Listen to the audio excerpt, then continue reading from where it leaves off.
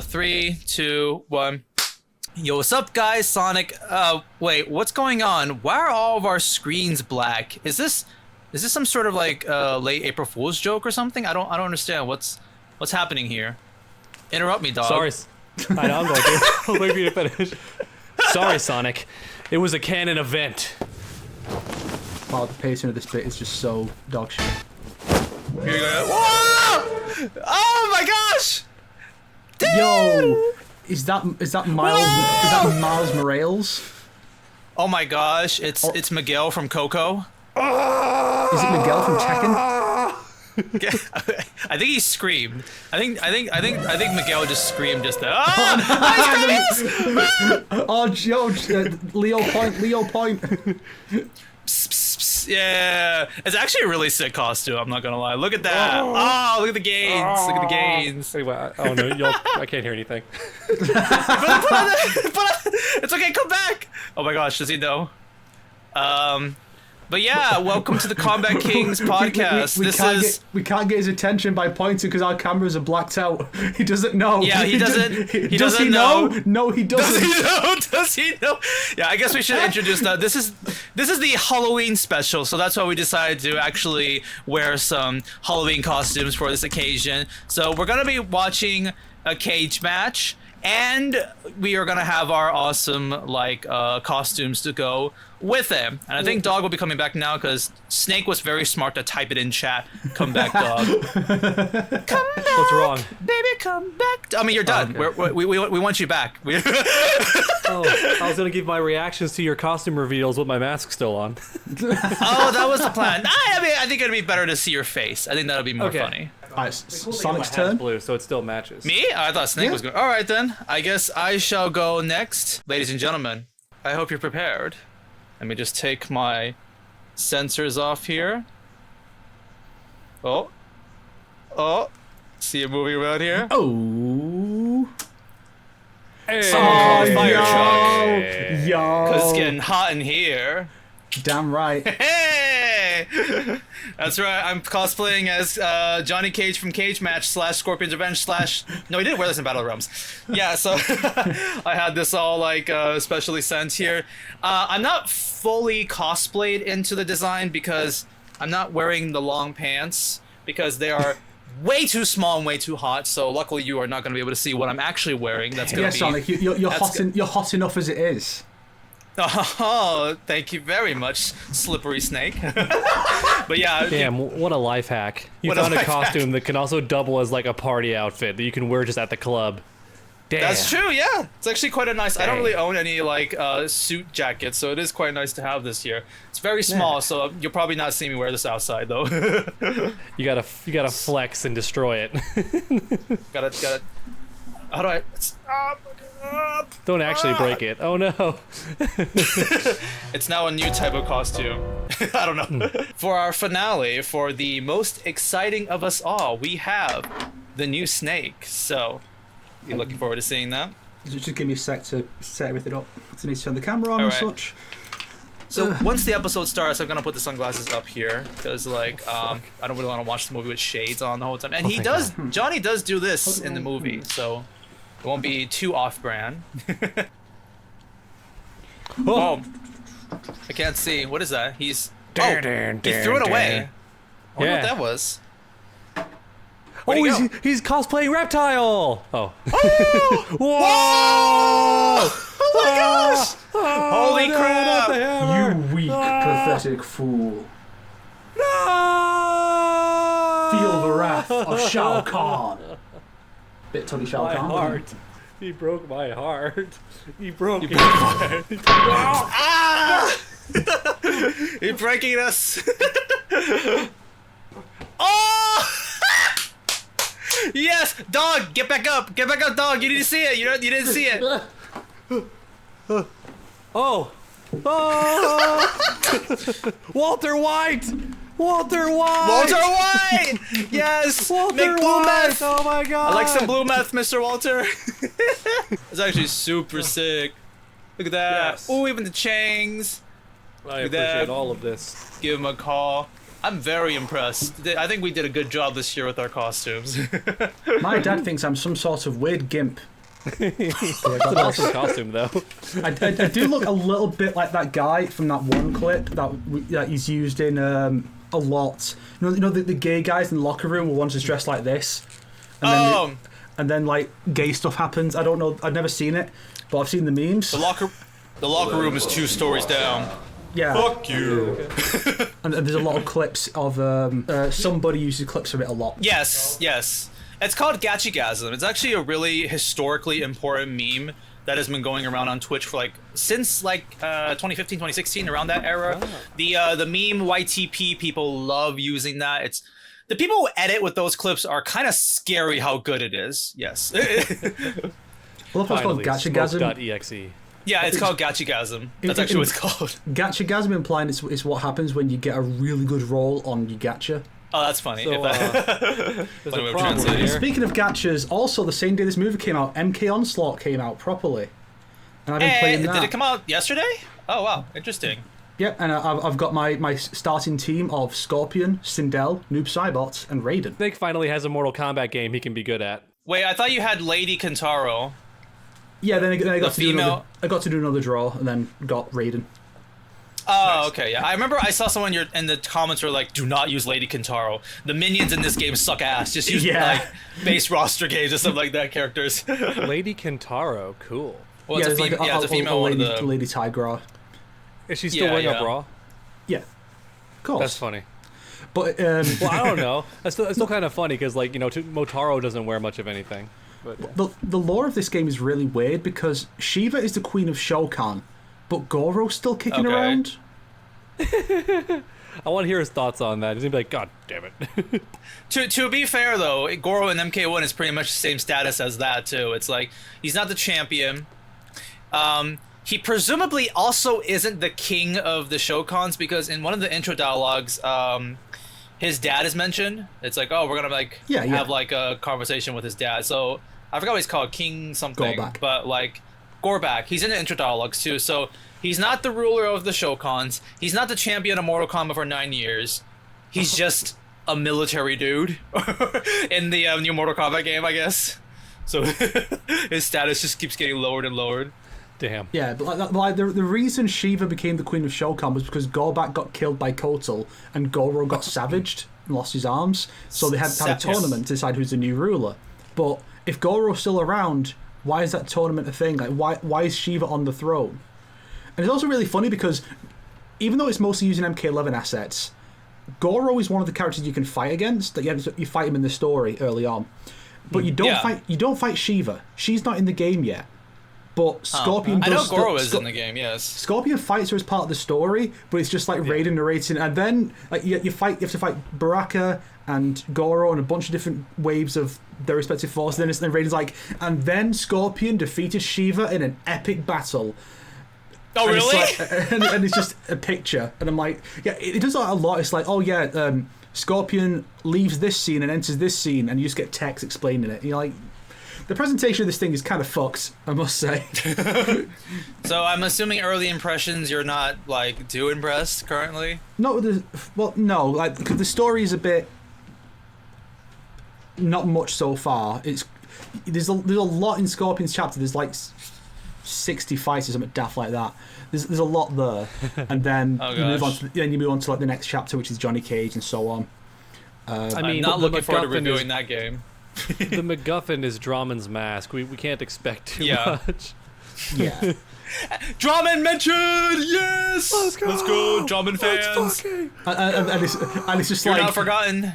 And Scorpion's like, oh, Dramon's been dead for centuries. And Quan Chi's like, yes, and now you have to go find the one who killed him, Goro. It's like, what is this lore? At least he's mentioned. I mean, if anyone could do it, I guess Goro could. But no, anybody could. He got slashed up in Snowblind too easily. That's true. But before that, don't forget. Okay, how easily he was the sub boss. That too. But Dramon also bodied Scorpion with the help of Moloch, so they're tough. Whoa! Look at that. He's also wearing what you're wearing. He's wearing the muscle shirt.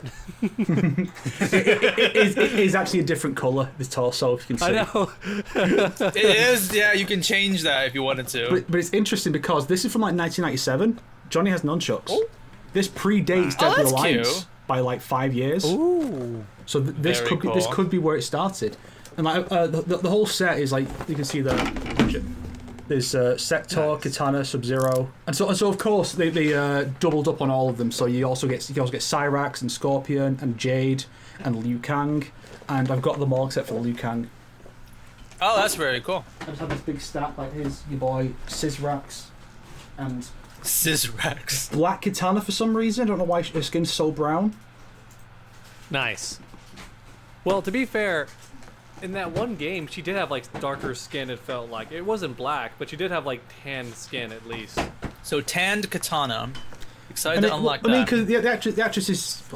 Well, the original actress who played her was Latina. I'm not sure about MK3. She might have been Asian, which could be why they styled the hair differently like that. Damn, they should have kept going with Latinas because they got some nice curves, baby.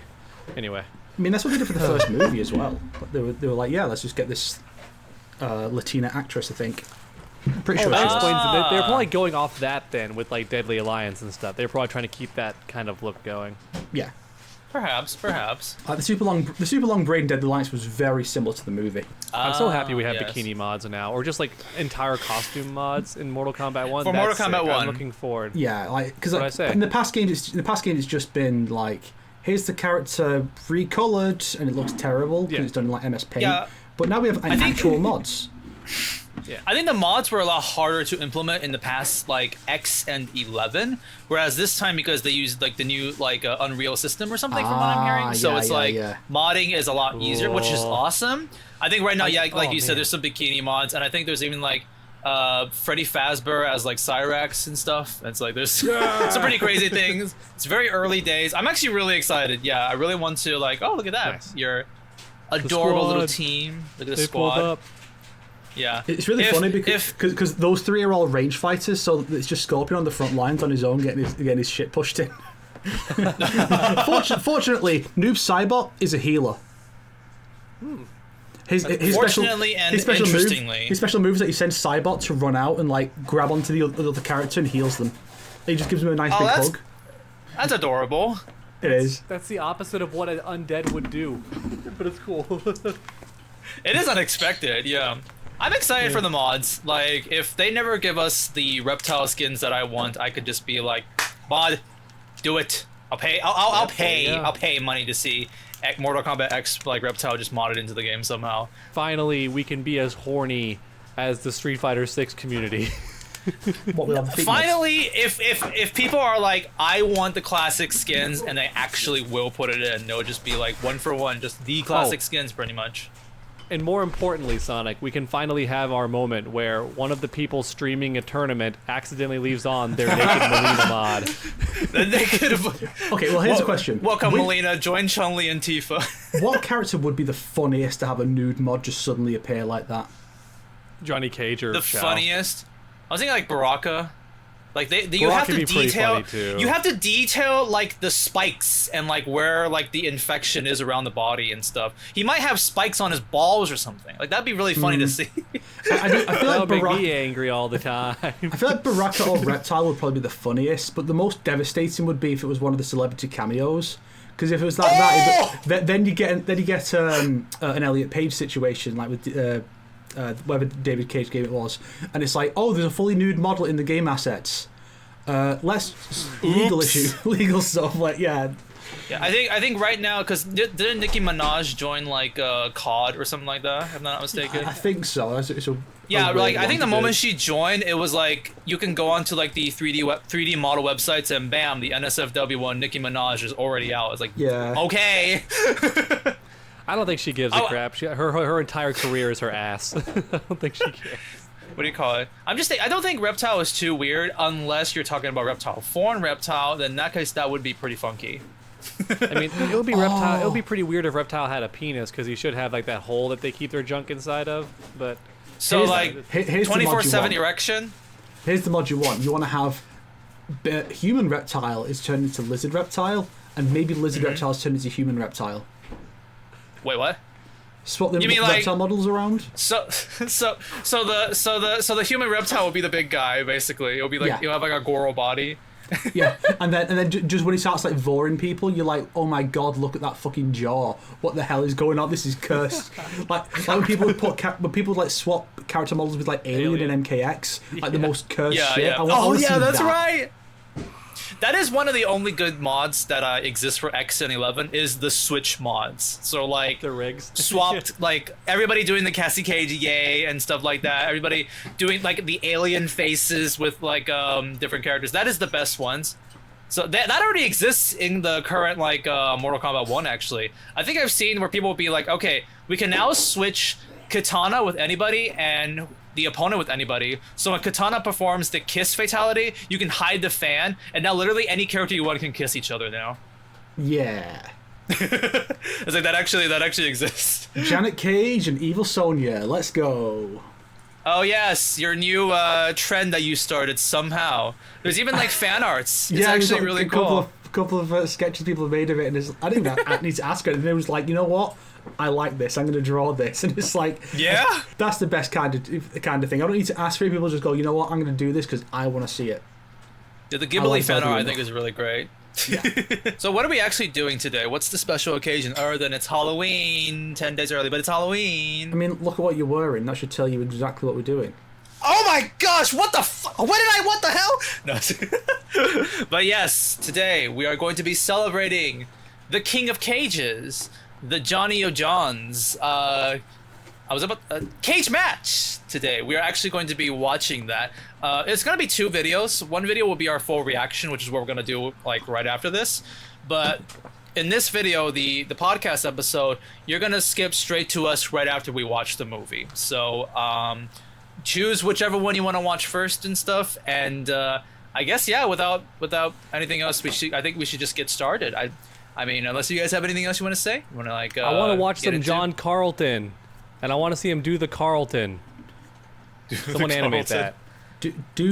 that. Watch both episodes. If you don't, then you are a weak, pathetic fool.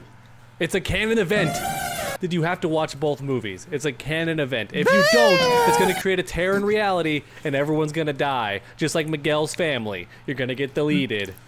That's right. Miguel here knows exactly how that feels, so we have to respect his feelings. Yes. Anyways, let me just get this started over here. We will see you guys after we're done watching Cage Match.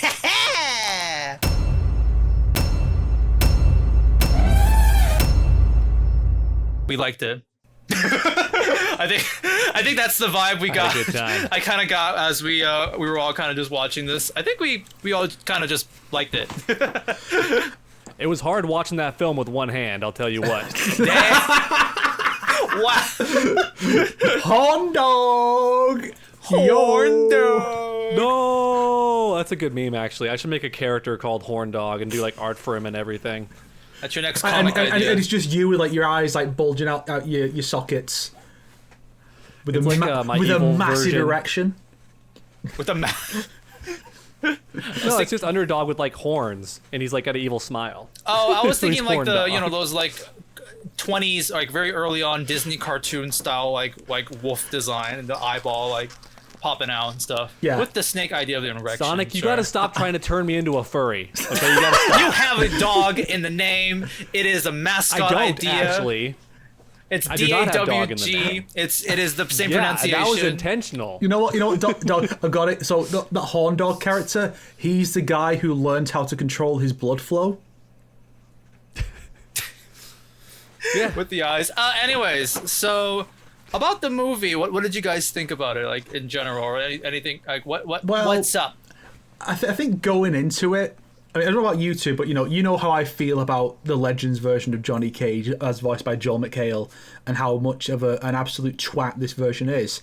And so when they were like, yeah, we're going to do an entire movie starring him, it was like, either they're going to tone him down and make him palatable because he's the main character, so he has to be likable, where he doesn't have to be if he's a supporting character, or it's going to be a fucking train wreck.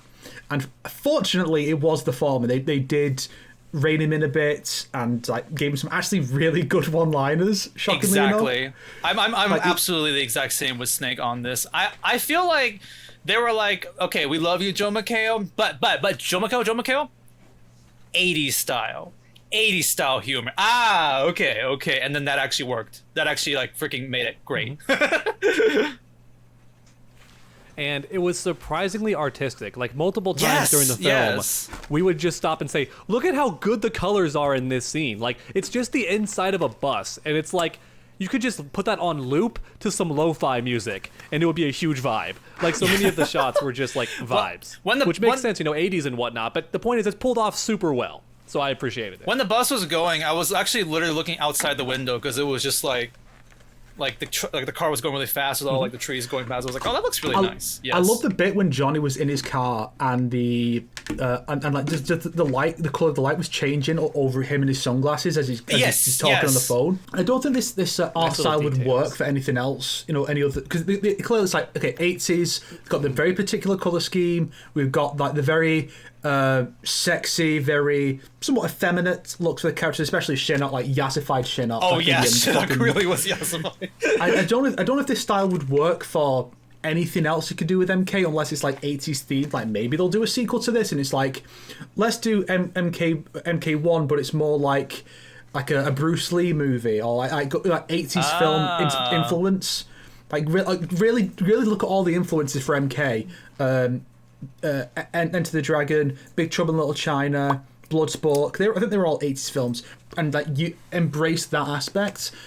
They probably won't do anything like that. They'll probably want to do something a bit more different. This was the closest to like. It will likely be a completely unique art style just for this film, which is, on the one hand, unfortunate, but on the other hand, it's perfect for this particular story they're going for. Mm-hmm.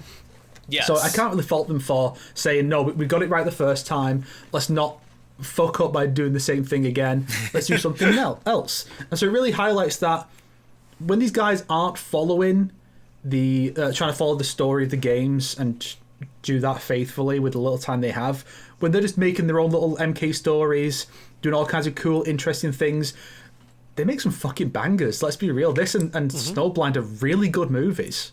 Like, it's not honestly, agree. It's not just good. It's not just good for NetherRealm era MK. It is genuinely a really good film. You know, it's good when you want to show it to your friends and family. Like, we got to watch this, guys. Like, it's a good movie. Oh, yeah. And that's why when I went into it, I actually kind of expected it to already be good, just because Snowblind was good. And so I was like, I think this writer is in his element when he just gets to do something that is MK adjacent, but not having to follow the games or anything. Yeah. Like early on, even like the first two movies, it was obvious that there were like ideas that he was like, yo, wouldn't it be cool, and just go for them. And in these next, in the Snowblind and like and Cage Match, they straight up was just not like barely anything was like based off of the games. It's just, the characters, the references, but this is my story and my movie in that kind of way. And I just think that element works way more with the Legends series. It's it's much more enjoyable. I hope that the way they've gone with these films, with the Elseworlds approach, is something that the writers of the games will take into account. We'll look at that and go, that's what... Because if we're going to explore like basically a multiverse or the infinite timelines, I want it to be something like this. Not these shallow, what if Shao Kahn was a good guy? Wouldn't that be interesting? We didn't really get that, though. I want to see 80s Johnny Cage popping up. I want to see... post-apocalypse cyborg Kano and all sorts of other just like weird shit. That's what I want to see. Exactly. Yeah, like I think just cyberpunk Mortal Kombat in general. Ooh. Like I said with like Snowblind before, I was like, this is the type of like, we're gonna try to like not follow the current canon and like try to tell an interesting story that I want to see. And like MK1 tries, but MK1 and like even MK11 to a degree is still like, remember this? You remember Liu Kang? Remember all that stuff? And this movie is like, Liu Kang is not even in it. Like Scorpion is not in this movie. He is. Wait, he is? That's why Johnny fights Scorpion in the gameplay. That's why. So they didn't have to contrive an excuse for him, but they gave him that cameo. Yo. Fair enough. The only way Scorpion gets in this movie. That's funny. Scorpion's gonna become like the next like I don't know if you remember these back in like the 2000s where it's like there's a Mickey Mouse in every single like movie you can find, like or like a pizza truck in every Pixar movie, like joke basically. Scorpion will somehow like maybe next time he'll be in the living forest like for like 1 second or something. I'm getting a new appreciation for like WB even allowing films like this because yeah. I may be early to say this, but I don't think that Street Fighter would ever get anything close to this. Like a Street Fighter film that just doesn't have Ryu and Ken. You know, an animated Street Fighter film that just has these random side characters and side villains. Like, I mean, yeah, Johnny Cage is main tier now, right? And he's great for a protagonist because he narrates in his head, so he's great for that. But I'm saying, like, could you imagine like a Street Fighter film where the main character is like Dan? Like, I can't. So it's pretty cool that we even got this, and I think what also makes this film so good is the cohesion of being 100% 80s, right? The music is like 80s, the style is 80s. All that stuff. I kind of now want a movie set in Edenia, but it has the same atmosphere and ambiance as like the 300 movie. Oh, complete with like slow-mo and like that That'd same art style cool. and stuff, like the deep shadows, and it's all yellow. See, kind of cool. That's yours to, for free, Warner Brothers. That's yours for free. I have an idea for an Edenia one. I didn't have a chance to mention it on the Wooly episode, but I did have an idea for one. Well, here's a film. It's Edenia. It's in the days following Jared's assassination. But it's not during an invasion. He's just been assassinated. And so it's about like Sindel, Lee May, and Kitana trying to figure out who did it. So it's like a murder mystery about Jared. Take the whole, we don't know who killed Jared because like 4 different people claim to have done so, and make that the plot. Make a murder mystery out of Jared's death. That would be fun. I think and it's like a film noir. A film noir about like Kitana. Well, like in one of the interviews, like straight up, Jeremy was like, "Yo, I would love to do a movie about Edenia and give it like a Game of Thrones vibe. Like that just sounds awesome." Fine too. Yeah. Too bad Fall of Edenia is not real, but still, maybe in a couple years later. Just Actually, like the DC versus Mortal Kombat animated movie. Unfortunate. Well, it's possible. It's possibly just lied and said, "Oh, I don't know anything about this," but he did, and he's just covering for it. I mean, like he said like the implication was like, you know, not now, I guess, because he was like, I didn't know about this, but I mean, they don't tell me things, so you never know. What was I thinking about? Yeah, like I think one of my favorite parts about this movie was just like the first 30 minutes, the action scenes with like the. I really enjoyed Ninja Mime, that very beginning part, just the things he does in that, and then like car chase part was great. What's up, Snake? I don't know if you saw it, Sonic, but on the back of the box, special features listed Ninja Mime trailer. I know about that. Yes. So Jeremy Adams says there is. I haven't seen it, but there is a Ninja Mime trailer on the DVD, which is pretty awesome. I'm wondering, is that just going to be just mostly using footage from what we see in the actual thing, or will it be like a bunch of shit like here's just completely made up scenes of Johnny Cage as a mime?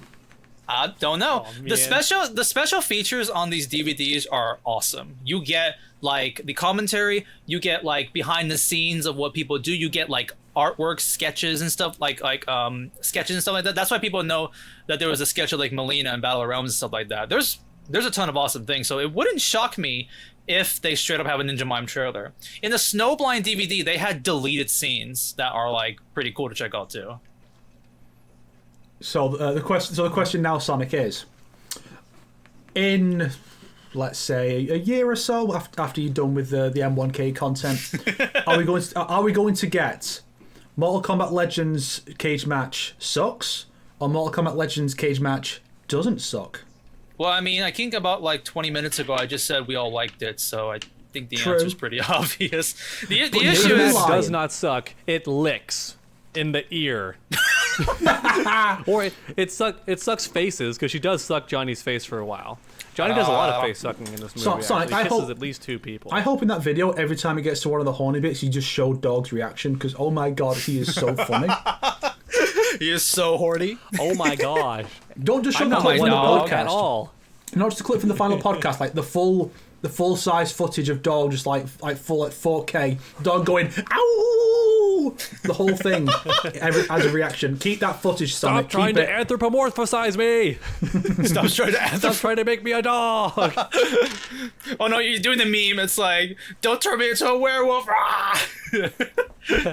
I feel like the CEO Twitter, like the original one, when he's like, stop trying to make Twitter into a mascot. It's not actually a bird. It's just the logo for Twitter. I remember that. Yeah, I remember that. And then people just started like yassifying the Twitter logo. The thing is, I really don't know when I'm gonna be able to do cage match.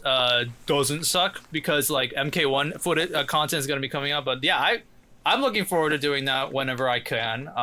Hopefully, I can hold myself back and just make it less than an hour. Just be like, calm down.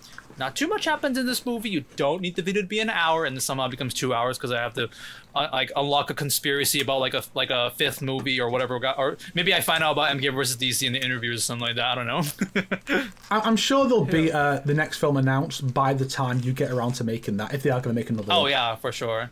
And I also made my like Scorpion's Revenge like sucks movie review a year after the movie came out, so I think people will still be into it. Who knows? Let us know in the comments. Will you still be into it? Engagement, please. Yeah, please. You all know I love making these videos interactive. Yes. You say that either in the beginning parts or the end parts. Or do you say it twice? I kind of forget. Yeah, let I us say know it in when I need to buy the 10 comments. extra seconds to reach that 8-minute mark. Let us know in the there you comments. Should Dog like calm the fuck down, or should he double down and go super horny?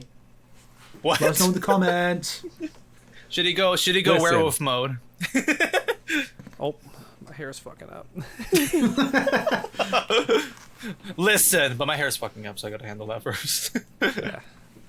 Well, I mean, I had a few things to say, but we've already said it before, so I'm a broken record. We've been conditioned to like sexy stuff in Mortal Kombat, and then it's just been taken away in like the two most recent games, but it's still in the movies, and I appreciate it. Oh. Nobody really dresses sexy in the movies, but like it's still hot. Like the movie has this sexy vibe the whole time, Which is which one I of those appreciate. things, because you look at the designs and it's like they did seem to have toned down the designs for the demon ladies in this compared to the game designs, which you don't even really need to do, because the movie is 80s themed, 80s style, so it's not really designed for modern sensibilities, it's really for 80s sensibilities, so it does make sense to just go full on. I mean, if you ever watched MK Conquest, a show from the 90s, like almost every woman in that show was just constantly in basically underwear. Most of the time, they didn't even cast actresses; they cast like supermodels a lot of the time. Interesting. And I will say though, the demon outfits still look good. Even if they weren't showing as much skin, I liked them. Like I think Serena's outfit was cool. I want that to be like a modded outfit now. If she ever becomes available as a DLC I want character, so many skins to be in the well, actually, it's only Johnny and Ashra. That's right, Ashra's skin too. I want those as like a movie tie-in skins. What if they get in Jennifer Grey to do a Serena skin based on the movie? Because obviously you can't do it straight away for spoiler reasons, but in like a month or two, you could have a costume pack with her, Johnny, Ashra. I think they're the only ones you could really do right now, but I mean, even Quan Chi's not in the film. Know. The thing is, Johnny has a lot of skins. Like, we've got that one where he has, like, the super 80s style. And then he also has the one where he's wearing the Richter Belmont one and stuff like that. There's a lot of Johnny skins. That's the one I want, do. yeah. The Richter Belmont Johnny. That was fucking fabulous. I want the one where he saved the agent in the beginning, where he had the fanny pack and stuff like that. That one looked so hilarious. Where he's wearing, like, the Saved by the Bell transitions on his top. Yeah. Or heck, even just this wouldn't be too bad either. The entire mansion is magic themed. That's why he dressed like Houdini. That makes sense. Like he was wearing like a magician's kind of outfit. Duh. But I just thought he was looking fancy. Either one, technically speaking. Just wants to look dapper. Yes. The Serena twist, I think I did catch it like halfway, because I was thinking like you can't have a movie talking about like the Shadow Brotherhood without like Serena, and Jataka and Kia are like listed there. I'm just thinking like and also Jennifer Grey barely had anything in the trailers, so throughout the movie I was just thinking like I was gonna say, like, even in the trailer they unfortunately gave away that she was like a twist, reveal, because she like literally has that line in the trailer, have you still not figured it out? I'm starting to. So, I mean, like, it was like a BDSM bed and stuff like that, so it was like Still pretty obvious what was going on there. Yeah, I don't know well, if we're at spoilers yet, so I can't say nothing. But I mean, Yeah, well, I mean, like, this isn't too complicated a movie, so it's not like the biggest twists and turns. So, like, also, fun fact, I think only Mortal Kombat fans and, like, okay, actually, you know what? Even new ones, because Serena is in this newest game. The fact that she says Serena well, is more of a gasp, like, only for Mortal Kombat fans. I think normal people would be like, yeah. what? Yeah. So? It's like in the fucking Avengers movie when he's like, "My name is Zemo," and 90% of normies are like, "Who?" I don't think people. Yeah, I don't Who's think people Zemo? really care about that. I think when Thanos showed up in the very first time in the Avengers Endgame, like, is like, who's that? Is that like, is that Galactus? Is that Galactus? I'm not too sure. Is that the guy from Marvel Superheroes from 1995? Is that who that is? Is that Now MODOK? that you mention He's got a it, big it's kind of face. weird they haven't tried to. It's really weird they haven't tried to use Galactus. They keep trying to find the new big bad to like surpass Thanos, and like he's right there. That's, Yeah. what, that's what a Galactus lot would of be an people thought interesting too. villain. Actually, the only time I we've have- seen Galactus is nowhere. Right? That's a Galactus head. That's about it. I have to assume that That's the not intent- Galactus, that's I a have to assume Celestial. I assume Well, the I mean, plan the same is that race they, is what I mean. I assume the plan is I don't to think so. introduce the Fantastic Four first, so they can be like, well, we'll get them in first because they have to be there when you fight Galactus, right? So they're probably like, we want to get them squared away first because right now we still don't know what's going on with that film. So I assume it's like we want to get that right first, and then we're going to introduce Galactus, and then we can do the twist that no one will see coming, that Galactus will lose the power cosmic to Doom, and he'll be the real villain because literally no one could ever see that coming. Oh my god! And then Ghost Rider shows up and one-shots him like in that old cartoon. Well, he one-shots Galactus. But no, I mean, you know what would be really cool actually, Hollywood? Because I know you're scared to do a Fantastic Four movie because they've always bombed. But Well, I mean, they're just make it making one, animated right? like Spider-Verse. Yeah.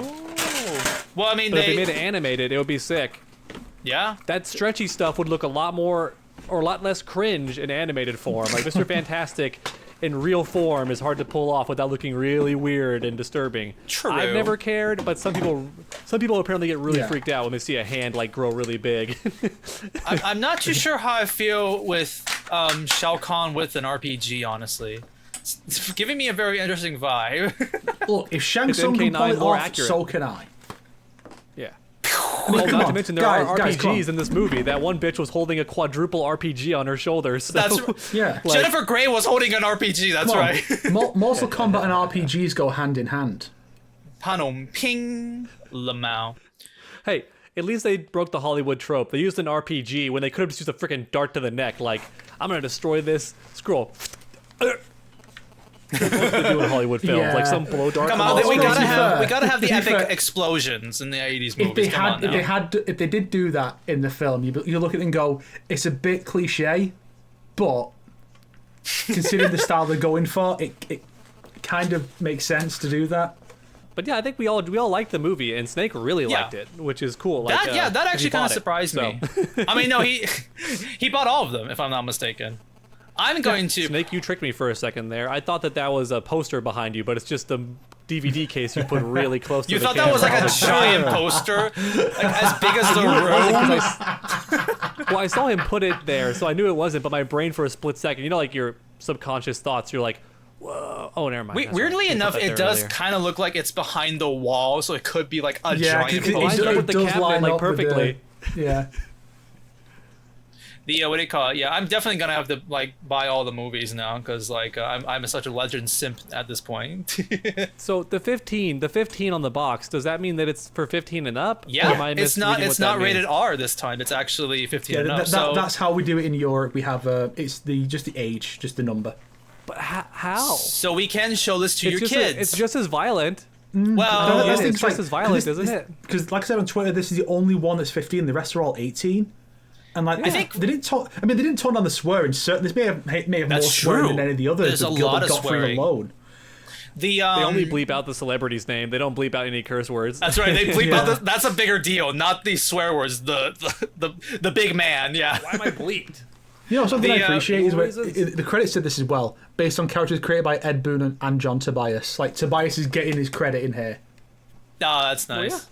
The where was I with this? So I was gonna say something. I just wish the discs were a bit more interesting than the logo over blue. I do like the. I feel like basic Spider-Man is like the only thing that like Sony's the only one that actually takes the time to do something cool with the disc. Yeah, Everyone I else do just, like, like it's the. blue. I do like the box though. The box seems to have a lot of like. Oh yeah, dedicated it's stuff very on it. colourful. It's just I'm still bugged by the fact that the car is treated like a character down here. Like why am I putting Jataka or Chuck just to? To But be fair though, something- the car Gotta put has Chuck. more scenes than Jataka. Oh no, Chuck is there. He's in the car. He's in the car. Yep, Yeah. that's right. He's in the car. There you go. That makes Chuck sense. in the I was car. gonna be surprised if they missed a chance to put him in the car. Like, come on. Yeah. Chuck Is was. that the bus? There you go. Is that the bus down there? Wait, yeah, is it? the bus Yo, has the cameo. that's hilarious. famous cage match supporting character, the bus, the tour Okay. bus. It does take a big part in that fight. Yeah. Okay. This It gets first blood. it gets first blood. That's true. The first fatality of the film is done by the bus driver. And I so, think the yeah. funniest thing is they were just like, "Oh, pigeons, damn it!" Even as That's like the only like dumb line is they intestines didn't go see a past. human right there. I think the what do you call it? Probably the best poster then, the best cover out of the Legend series. Possibly, just a sec. Probably. Oh yeah, he's gonna show his Since collection Nick brought here. it up. It's kind of a So- shame that they've never used the disc to be like a hole inside somebody's chest or something because it's Mortal Kombat. That would like have someone like See, that film would have benefited from it a lot because imagine it's like someone's chest. You've got like King Kano holding someone's heart on the side of the disc. That'd be cool. sick. Yeah. So Just first a one, hand there. There you the go. worst cover. We can all agree. It Like, it's depends very- on it's if but you're. it gets It's across not what it's trying bad, to do. but it's It's very not bland. bad, yeah. If you're a It's Scorpion just stan, Scorpion. you'll love it. Yeah. And then the back gives the back gives you exactly what you want. Scorpion versus Sub-Zero. Yeah. Yep. There's a YouTuber who brought up how every single game, even ones that are ported from Japan or whatever country to America, we always turn it into the same cover, which is main character center looking partially away from the camera, and then the setting behind them, and then like the logo is somewhere in the middle of the box or The something. thing is, like though- we always ruin it. The thing is, though, in Mortal Kombat, literally, like MK9, X, and 11, it's just Scorpion in every one of those covers. Yeah. So that's like a trend. Well, 9 had Sub-Zero as well, but yeah. Okay, true. But the trend finally died with Battle of the Realms' cover because Liu Kang Well, for and one, Raiden. I like the contrast of the blue versus the orange. Yeah, Like Yeah, it's like lightning and ice, and then you got little bits of orange from Liu Kang's fire, so it pops. Like a lot of thought went into this, Sub-Zero's in this film. After his brother died, Raiden is a major character in this, which is not Yep. expected. And there's Liu Kang and Raiden on the back, so this is a solid cover, huge improvement over the last one. And like it's like I would get this as a proper poster on my wall, unlike And that Scorpion's is Revenge. the first time I think people started noticing, being like, hey, not Scorpion on the cover. Before MK1. Yeah. I mean, Yeah. if you wanted to, Snake, technically you could just go on Google and find like a really high quality version of the image, like Yeah. lots of pixels, and you can just take that on a thumb drive to certain people, and they'll print you like poster material, and you can just roll it up and take it home. Yeah, the Yeah. posters A are life online. hack. You can find those, yeah. I certainly hope That's the that expensive way, though. I hope my footage will be like shown correctly and not mirrored in this. I don't know how that's going to end up I'll keep that in mind. I'll keep that in mind. because like look at this. This would look very silly if it was mirrored. Well, all of But them. yeah, so Orange So- and blue. That's yeah, pretty so nice, it's like actually, looking it's also it's better showing this way. It's only some of it's reflective. Oh yeah, it's so quite reflective. I do wish Kano was on it. I know that they're trying to do like a twist where you think Shang Tsung is the main villain based on the cover. Yeah. You think if you think that the cover is revealing the truth, but it's not. Although King Kano on the back, and look, Oh, okay, yeah, that's nice to two know. films in a row. Your boy Draman made it in. Hey, that's funny. he- Cage, I actually didn't expect to see Drummond. Oh, despite that, he's only literally there just walking up menacingly Yeah, and to the he's camera. bulked up a lot. He's bulked up a lot. Like, Jojo walk. he's like super muscular in He's this one. swolled up now. Time for my revenge. And also a more accurate looking Moloch, because Moloch in, well, Scorpion's Revenge, that one blue orc character is obviously a reference to Moloch, but like Yeah. they don't say that's Moloch. And this one Yeah. actually looks much more like Moloch. What's It's not big enough, but aside from that, yeah. What's interesting actually is the fact that we don't see Draman die, Yes. and Quan Chi is not in the film. Yep. So nobody in this film dies who appears later who appears like in the other films. So with a bit of timey-wimey, blah, blah, blah, blah, blah, If you really want to try, you genuinely could make a singular timeline starting with this, then the original 2 films, and then this. Like, it can all fit into one timeline. You could, yeah. Although, like, watch my videos and interviews, you know that, like, this is definitely alternate universes. But you could, it's like the Pixar theory, which people are trying to be, like, putting every Pixar film together. You think, you could do that. But it's like, yeah, it's for fun. Truck or something? I think this because of how much screen time Kano has in Snowblind, I would still prefer him to be on the screen, even if it was trying to be like a twist villain. I still think how important Kano is in that movie. He should have been on the front screen, but like I get the idea. But wait, also spoilers for Snowblind if you care about that. You could make the clouds grey and the sun red to look like Kano's eye to imply Kano without showing Kano. Ooh. Yeah. I think the issue is too, Sonic. Kano looks drastically different in the movie, so they wanted to make sure that everyone on the cover is like immediately recognizable, even if you're just like a casual old MK man fan that doesn't know about the lore. Look how different. He's still wearing blue. Is he? Look at the cover. Look at the cover. Yeah, he's wearing blue. He's got the scar, and on top of that, to be fair, like remember back in Deadly Alliance, he did have grey hair, and like these films loved. Clearly, the people who made these films are like, we love the 3D stuff as well. Yeah. In fact, now that you mentioned it, Sonic, he never actually wears that outfit as the old man. He wears that weird brownish one with like barely any blue. Does he ever wear that? On the cover, he's wearing the actual. He's wearing the actual Lin Kuei outfit. We only see that like wearing that outfit in the flashbacks. So yeah. And he wasn't old and also, then, too, he was actually. old in Deadly Alliance, so it's kind of a callback. He just didn't have a beard, but he had grey-ass hair in Deadly Alliance. Well, does Kenshi still wear his cloak like after he's got been blinded? Okay. Yes, he does. Actually, at the very end of the film, he also does have it too. He wears. Okay, Kenshi's not dead. He wears the cloak when he first like tries to ambush the Black Dragon. The very first time when he like kills Jarek. Remember that part? He has a cloak then. Oh yeah. And then he loses the cloak, and at the very end of the film, he gets it back again. It's a sick cloak because there's like a mask on the side of it too. So it's like a very good design. It's very much the Western vibe they were going for. It's like it's very much it really is like the style is it's a Western in a post-apocalypse with a samurai.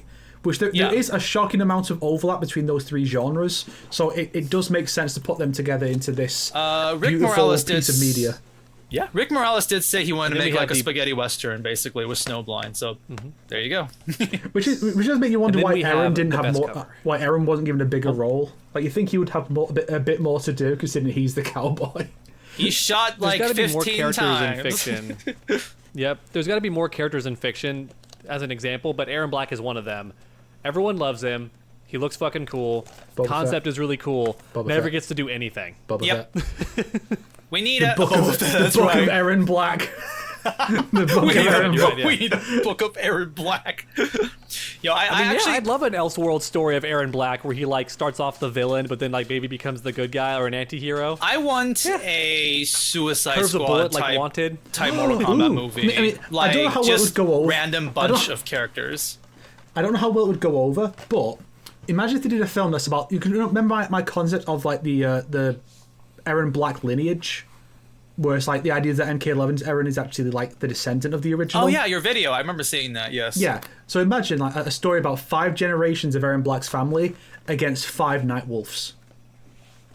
Different periods of history. It's like here's one where they're fighting during like one in the 40s, one in the 80s, something like that. And so you have like different periods where you have a cowboy.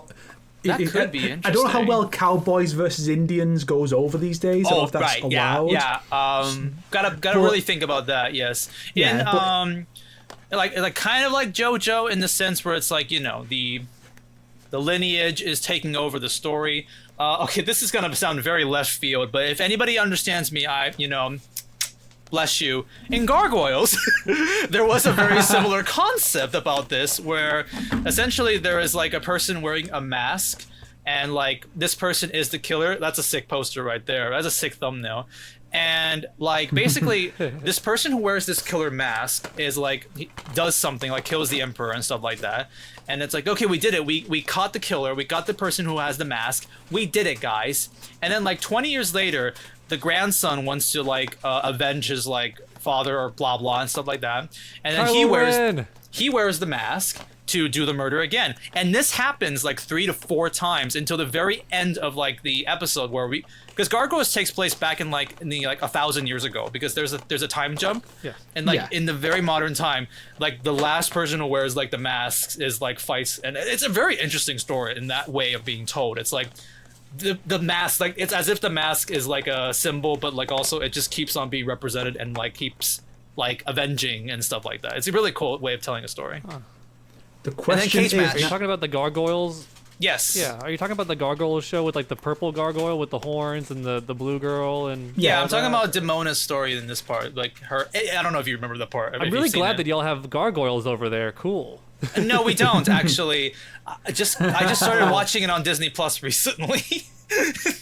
Oh, well, welcome. It's a really good show. Like that is one of the examples of like great storytelling, but also like kids could watch it. You know, back when people knew how to do that. Yeah. So Gargoyles was a show that people said it was like, oh, it's an underrated gem. It's Disney trying to be Batman. And while it's not underrated. Like people fucking love it. Like it's and while I agree with those like Disney trying to be Batman statements like that, I think it's a very interesting sci-fi. Like every episode is so bizarre with what they do. Oh, in this episode we're gonna like just time travel. Oh, in this episode we're gonna like all the humans are gonna turn to gargoyles and all the gargoyles are gonna turn to humans. Oh, in this episode we're gonna go through gun violence. It's like it's so entertaining every episode. It might not be like super great, but I'm really entertained with the concept and like how crazy they go in those shows. No one can complain about I'm here for Mortal Kombat, not Gargoyles. Gargoyle stars Keith David of Mortal Kombat 11 Spawn fame, so shut the fuck up. Yeah, whenever people bring up like Keith David, they always mention Spawn, but I knew him as the Gargoyle because that's what I watched way more often. He plays a character in Amphibia that's also pretty awesome. I also, as a kid, got confused and thought that like his girlfriend, like his like femme fatale, you know, Demona, or are you talking about the police girl? The blue one with the red hair. Oh, the blue okay, one with the red hair. Yeah, the Gargoyle.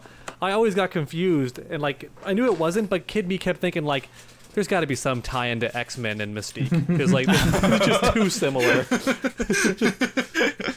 That's even funny. Personality, not just look. So the final cover is She Cage even has Match. yellow eyes, right? Well, you haven't Yeah, reviewed she the has Cage yellow Match cover yet. We went through all 3 without Cage Match. The colours are great. I don't know which one I would rank highest. I think like the composition is just a little better in Snowblind. Like there's not as much like empty space as Legends has. Kenshi's sword, it looks really good in the cover. I used it in my intro too. Yeah, if I was doing this, I'd probably put like Ashra here, then move Kia over here and put the car in the middle, just to make it look a bit more even. I still think the version without Ashra and Kia in the cover just looks better, actually. Let me find it here. I mean, I think I complained, right, that there was too much negative space, like they needed to fill something up, and they did. And I was like, oh. So also, it's a bit of a nitpick, but you can tell that all of those characters were drawn separately in their own, like, Photoshop file, and then they were added into the main composition, so that's why it looks kind of like, you can tell they were resized and moved around, which is fine, but I kind of miss the old school days of like they had to draw it all in the same thing, so like there's like this sense of planning, and so like that, you know, I just think like that looks more cleaner. Yeah. Like that just looks kind of like maybe move the font a bit down, but like here's the new style is 3 characters. That's cute. I never noticed that Johnny Cage's legs are there. Yeah, it's right there too. Just now. Yep. I just thought he was a floating upper body torso, and I was okay with it. Yeah, you're right. So, 3 characters. I actually do kind of like that. With to be fair though, Cage Match has 4 because there's also Chuck. Don't forget about Chuck Golden. So the question like, now don't forget is the car. You got to count the car. And also we have Bus Chan or Bus Sama, you know, Bus the Isekai Sama. champion. Yeah, so that's what happened to the first isekai'd. demon lady. She got isekai'd, yeah. Yeah, Kia got Isekai. That's the next movie. Mortal Kombat Isekai. I want to watch that. I mean, Mortal Kombat is an isekai technically, so it is. That's true. It's like how Ratatouille is technically a mecha. That could be a funny like way to reimagine it. It's like these are all characters. Is a mecha. It's like Mortal Kombat, but the characters go to Outworld because they died and got reincarnated in this fantasy world. So like Sonya died on a mission. Johnny died of a drug overdose or like stabbed in a club. Liu Kang unfortunately died some other way, and then they end up isekai'd into this other world, Outworld, after that overthrow Shao Kahn. I mean, like an isekai parody. That could be funny. Okay, Get so like a Japanese animation studio to animate it. Oh, get the guys who are doing the Harley Quinn Joker Isekai studio with studio to do Here's that. the question: in your story, are they getting isekai'd into Outworld still, or are they getting isekai'd into like cliche fantasy anime world? Like I think in he the said Harley Quinn Outworld, movie? right? A mix of both. We're not going to So do Outworld the, is the anime world now this time. Yeah, we're not going to do the Because we're not doing the stupid bullshit of the Okay. characters have experience points. Fuck that stuff. No, it's going to be like a proper living, breathing world that makes sense. Yeah, but, it's also, but you don't need it's to have the Outworld. XP and stuff. That's always been like an extra caveat they don't need, in my opinion. Maybe but you see the reason I bring it Denia. up is because Maybe see Denny and the this evil joke- cult of Shao Kahn's trying to take over. Ah. Shao Kahn, the Demon but King. this joke, this joke of mine only works if it wasn't being isekai'd to Outworld, because you're like Liu Kang dies somehow. I was gonna say he got an STD like from Outworld the one time he had sex with Katana, like the one time he broke his celibacy. Unbeknownst to him, Damn. like there's some. It's kind of like when, the Westerners came to America and had diseases that we didn't know about that we carried over. Like in Adenia, they had these diseases that Liu Kang's not immune to, and when he Yeah. spent too much time there and did the hanky panky, the sideways tango with Katana, he died. He got Tarkat. And That's the disease. That's how you get it. oh no! So what's the big and that's when it's question, revealed that he Snake? cheated. Snake, and- Snake, and you got a Melina. big question. There's two. One is which cover do you think is better? I'm leaning towards Snowblind just a bit. I'm just leaning for the towards composition. Cage Match just a bit, but I do like both. I really do. I like Cage Match. I Yeah, love the it- ridiculous it's- colors. I love how Yeah. it's like it's almost intentionally the opposite of Mortal Kombat with the colors, like these vibrant oranges and pinks and like blues, and it's so pretty and inviting. Yeah. Yeah. Purple. No. I kind of just like it. I like that it's like very 80s, but it's Mortal Kombat because the logo's there. But like, Yeah. I like that it's just so different. I like that. Mortal it's, Kombat's always orange and blue, and it's like pink. see, here's the, you can tell that they've started something new because look at this. This is the NetherRealm era logo. This is the classic logo. Look at the eyes. Oh, that's so of the cool. dragon. I never noticed that, but Wow. that's really neat. And also, I think the first two movies, the color composition looks fitting, whereas the other two feel separate. They feel like Yeah. their own thing compared to the others. Now the ultimate question is, I think I know what you're gonna say. go on. What am I going to say? They'll like rank the movies. Yes. Yep. See. So the question haven't- is, which one is this? Do we? Let's not say the superior movie. We're not looking at this on an objective scale. We're going to say which one did we enjoy the most out of Snowblind and Cage Match? Are you not gonna It's put a little Scorpion's unfair Revenge in because we Battle have- of the Realms? That's sad.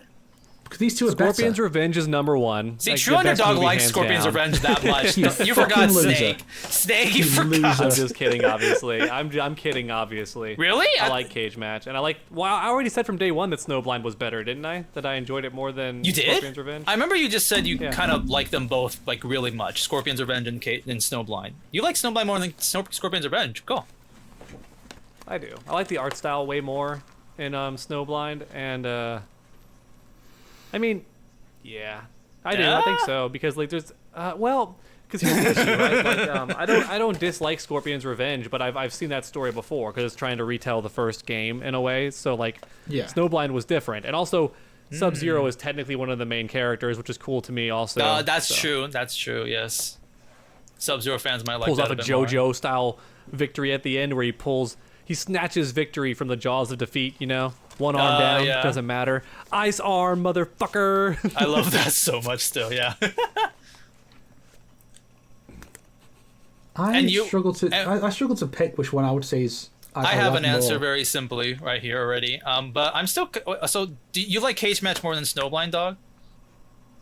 See, I'm a bad person to ask because I just watched Cage Match, so it's fresh in my brain. And I wanna be like, True. it was That really Yeah, is good. true, that's yeah. what I I'm think saying. I think I do It's- like Cage Match more just because the energy was better the entire time. There was There you never a go. moment during Cage Match where I was like, I'm getting kind of bored. Whereas like due to just the natural storytelling of Mortal Kombat stories, typically like there's that like lull in between, or there's some twist I don't like.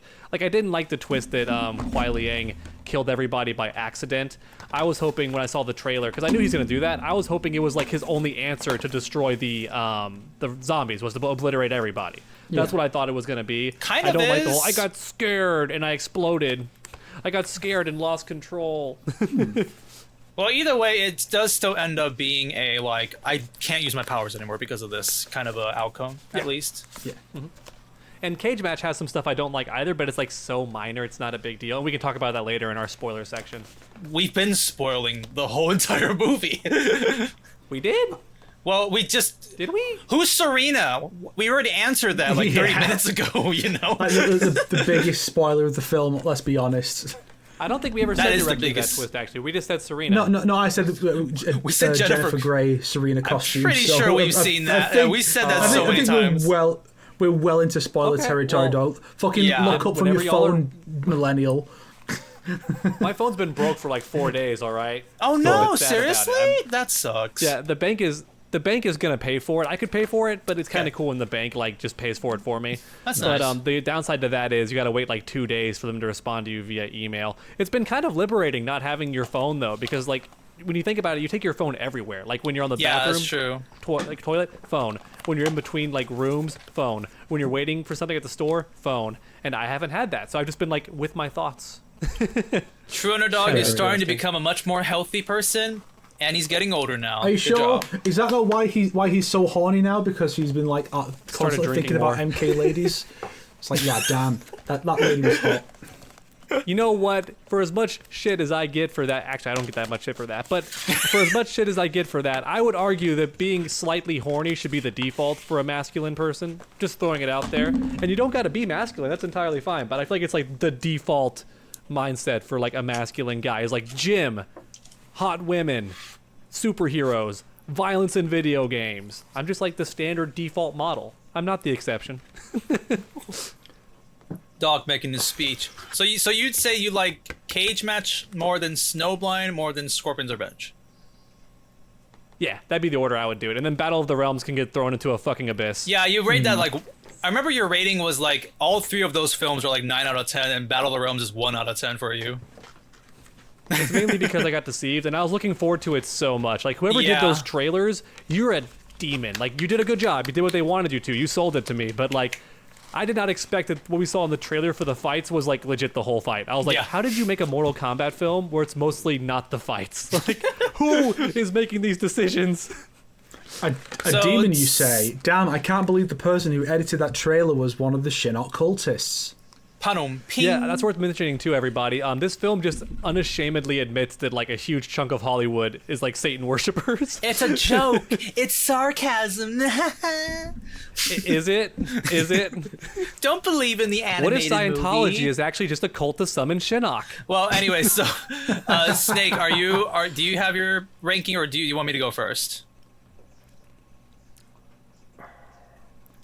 Because I'm kind of of the feeling that because these two films are both doing very different things. This one is just a Exactly, dumb, yes. fun action film, and it does that very well. Like it's genuinely funny. It's got some pretty good action. I don't know if it's like among the best of the series, but it's better than Battle of the Realms. I can say that it's got better Oh action than that yeah, film. that's such an easy such an Yeah. easy way to say it, yeah. But it's fun. It's got wonderful visuals, probably the best looking out of all the films, and it's just a fun time. Whereas this one's trying to tell like a more serious narrative about Sub-Zero's like redemption and Kenshi's learning to live with blindness, and then there's like the shocking twist. Like the twist in this one is just like this. The twist in this one, you can kind of see it coming if you really think about it along the way. This one is absolute insanity. You know what? Mental. Yeah, it will never be beat. It You will know never what? be topped. I That was such actually- a good twist. I actually appreciate Cage Match for such a simple twist, because we've had 3 movies that really try to go with an insane twist at the very end, where this one is just, you can call me Serena. Dun dun dun. Okay, that's it. No giant just fight Shinnok. That's it. So I'm actually kind of appreciating Cage Match for that, because it's like, we really don't. Okay, sometimes they're great, but we really need to calm down with these twists at the ends, guys. Like, come on. I think both do somewhat suffer from, if you're not a fan of the franchise, you will not understand what the big deal with the twist is. You will not understand True. it. But at least, Good. you can, How it should be. At least with Big this, fans. it's like, even if you miss out on who the fuck is Serena, that's not as big a deal as literally what the fuck is going on. Who's Chronica? What? To be fair though, Who's this one-off villain? to be fair, Mortal Kombat 1 also suffers this too, but either way. Yeah. But just saying, Snowblind's twist still better than the ending twist to MK1. I feel like because that was just a Avengers over the top like awesomeness. Yeah. But the Snowblind one, legit, I thought it has layers to it. Like first you think it's a joke because Kronika's skull with the crown on. You're like, oh, what? Is this a fucking Easter egg? Did he like turn her skull into a key to open a door? But then you see the little spinning rivets, and you're like, no. Wait a minute, where's he going? Is he going to the stage? And then you see it. Wait a minute, what do we do? And then you see the hourglass, and you're like, oh shit! So it's got awesome layers to it. And like Sonic pointed out, they say it right to your face, and you don't catch it because it's so subtle. You know, like I keep thinking you'll do something different, that you'll be smarter next time. And you're like, what is? It's like, yeah. To me, I'll say my answer then. So like, Battle of the Realms.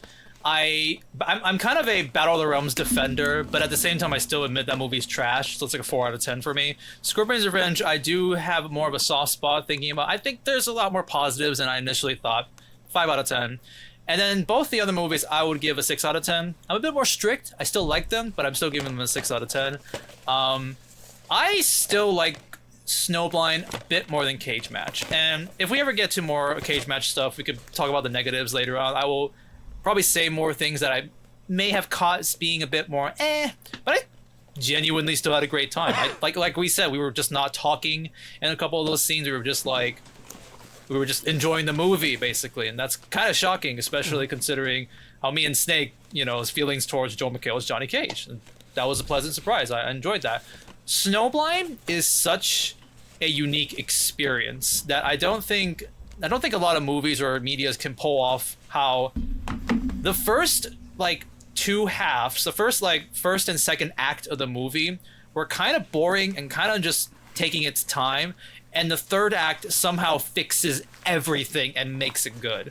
Like that third act, including the action scene, which was really awesome. I just love the action scenes in the third act. Plus the twist makes the entire everything you thought of the movie being like, oh my gosh, now it makes sense. It's like, because oh, why are they in the post-apocalyptic world? Where are the other characters? It's like, what's going on? What's this different lore? Hourglass. Oh, I get it now. It did boom. It fixes everything that I felt about the entire movie. And to me, I think still a very well done story from told that way. And I still think Snowblind is a tad bit better than Cage Match in my opinion. Yeah, I really can't pick one over the other because they are doing such different things, which is shocking that these are two animated 80-minute. Well, I say 80-minute. Technically, this movie is the longest one. This is 82 minutes. The other three are all 80. This one's slightly longer, but yeah, it's just an 80-minute direct-to-DVD Mortal Kombat animated movie. That's like an Elseworlds thing, and it's like. Somehow these are two very different things. Shows the kind of scope of what they can do with it. It's like when I was criticizing how the way Harry Potter has not been expanded, and I said well, you could do here's your fun little movie about a man hunting out magical creatures. Then the next one is here's your serious war movie about the war against Grindelwald. And you could show off the breadth of what can be done with the setting. And these two movies do that. They really show what crazy new ideas can be brought to the table where the games are a bit repetitive with the stuff they're doing, whereas these just really just breathe a lot of life into the setting in such very different ways. So I can't really pick one or the other. I think I enjoy this one just a little more just because it is kind of it keeps up the energy of just being a fun romp, whereas this one is trying to do something a bit more serious. And so while that may be better overall, it does have those moments of it's a bit slow, so I'm not as interested in rewatching it as often as I probably would be with this one. Yeah. I must say, though, I'm very happy that Jeremy Adams just really, really, really wanted to make an 80s movie. He kept, in the interviews, he kept trying to make this movie happen. He kept being but Johnny Cage feature movie, 80s style. And then finally, when he got to do it, it's entertaining as heck. Really enjoyed it. Yeah. So I guess it's my turn then. So, didn't you already? Yeah, we already went through you. We did.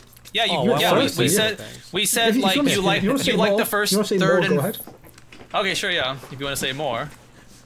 Well, I'm like with Snake. I like Cage Match a little bit more, and I finally found a reason to say why. Because it really is true that if you weigh their pros, they're pretty even. Like, Snowblind is a Mortal Kombat movie. It's dark, it's got a depressing atmosphere, it's brutal. Even the ending is bittersweet, which feels very like 3D era, where even when you win, it's like there's still some loss, right?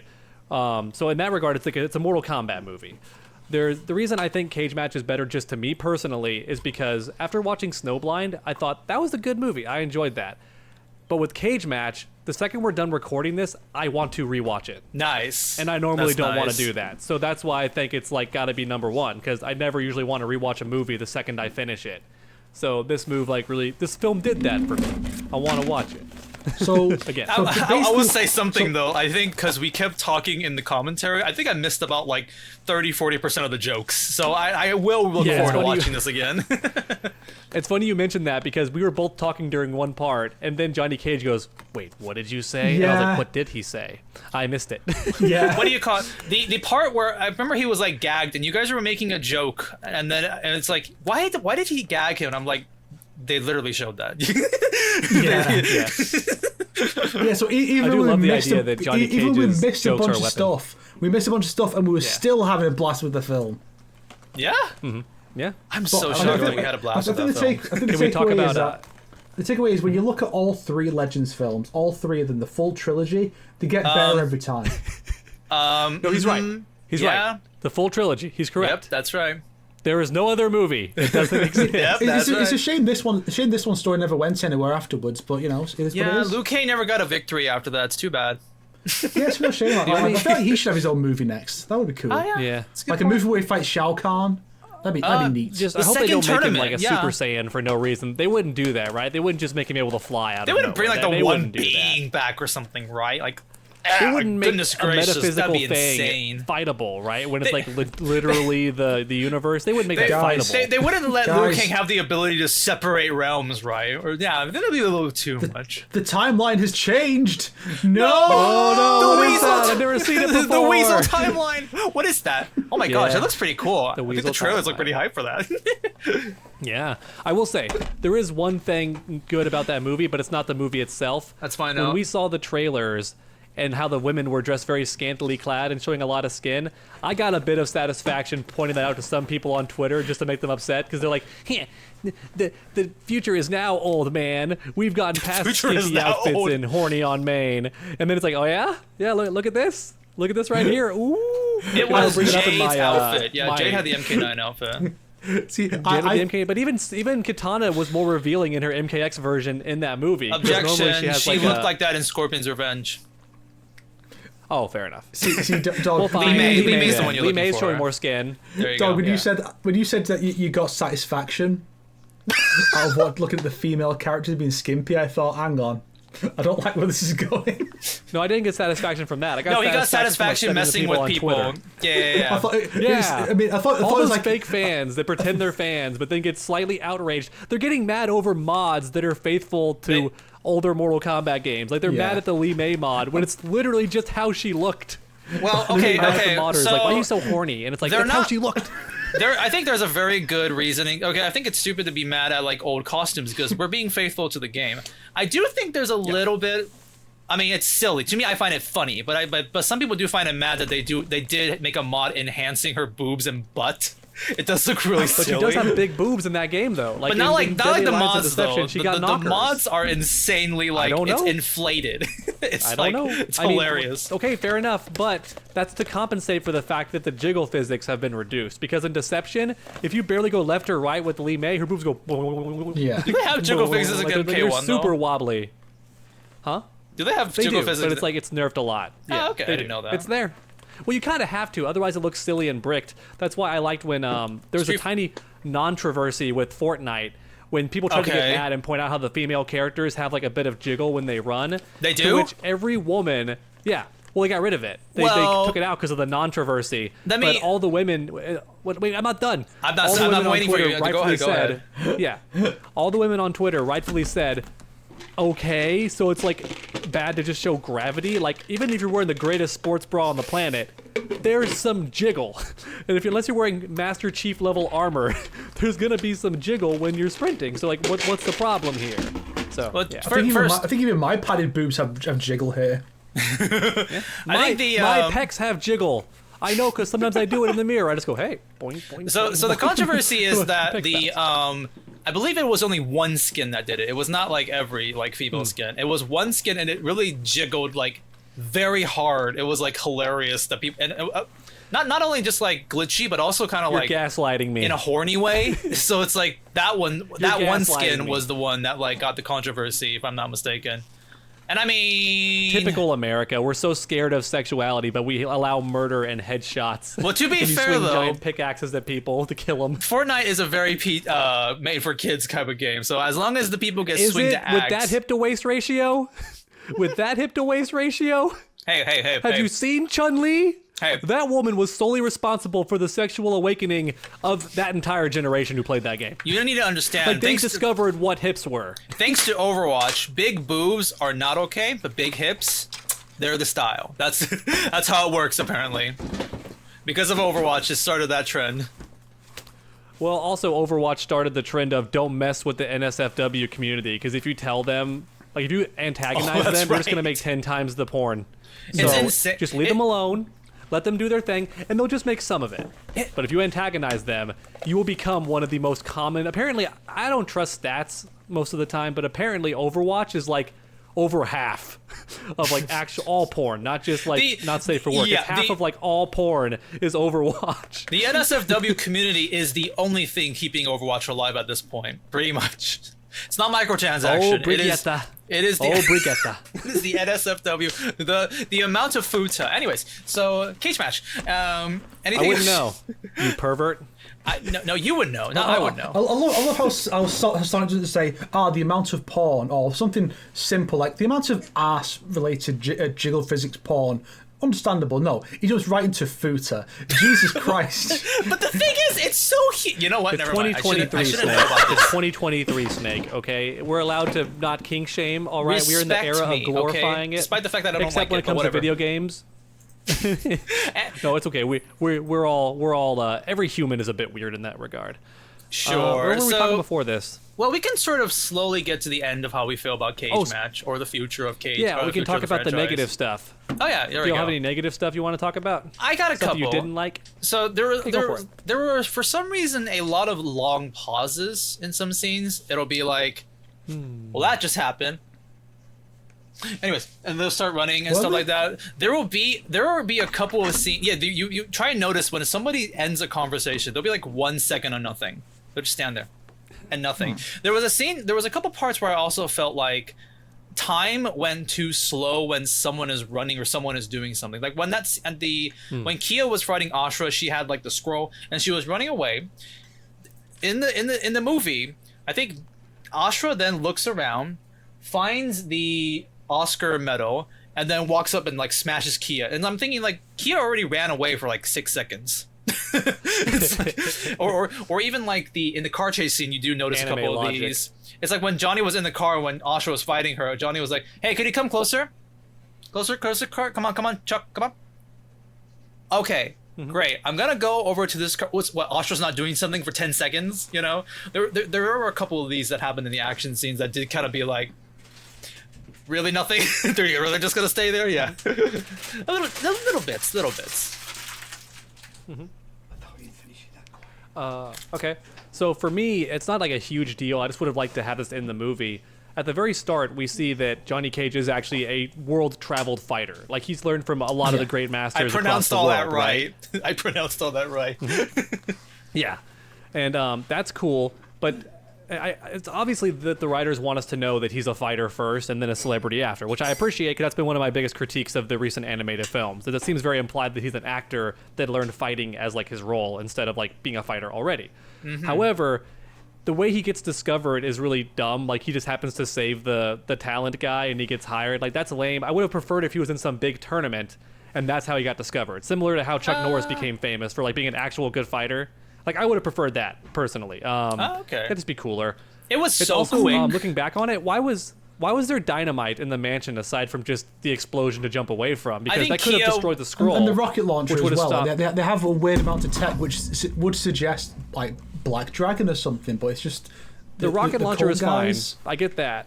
Well, but the Kia didn't dynamite is the big one because the explosion would have destroyed the scroll, which means no Shinnok. It could have killed Johnny Cage, which would have meant no Shinnok. So it was like a huge risk. And he was told to go there by the agent, who we later on find out is a demon. So, like, he was sent there. It wasn't a happenstance. Wait, did he? So, I thought he... The one black guy told him to go there at the I start. didn't the guy know who was Ryan like, oh, was we the one lost who told Jennifer him. Grey. I thought he said, I'm going to go there. It's not his agent. I thought Johnny said himself he was going to go there. He did, but the guy who came into the van and told him that Jennifer is missing and is clearly, like, goading him into going was revealed later on to be a demon. Yeah, so it's clear he was told to send Johnny Cage there to get him in the mix, which makes sense. You got to get Johnny in the... Well, it actually doesn't make sense, because if you wanted to actually capture him, you could have just drugged his drink and kidnapped him and then cut him open. Like, there's so many easier ways to get him to the cult I have meeting, an explanation right? of the bomb. I have an explanation of the okay. bomb. Imagine it from Kia's perspective. I got to go into this house to get the scroll and leave no evidence behind. So let me set this bomb up to destroy this place. She didn't expect Ashura or Johnny to be there. I think that's the way I would explain it, yeah.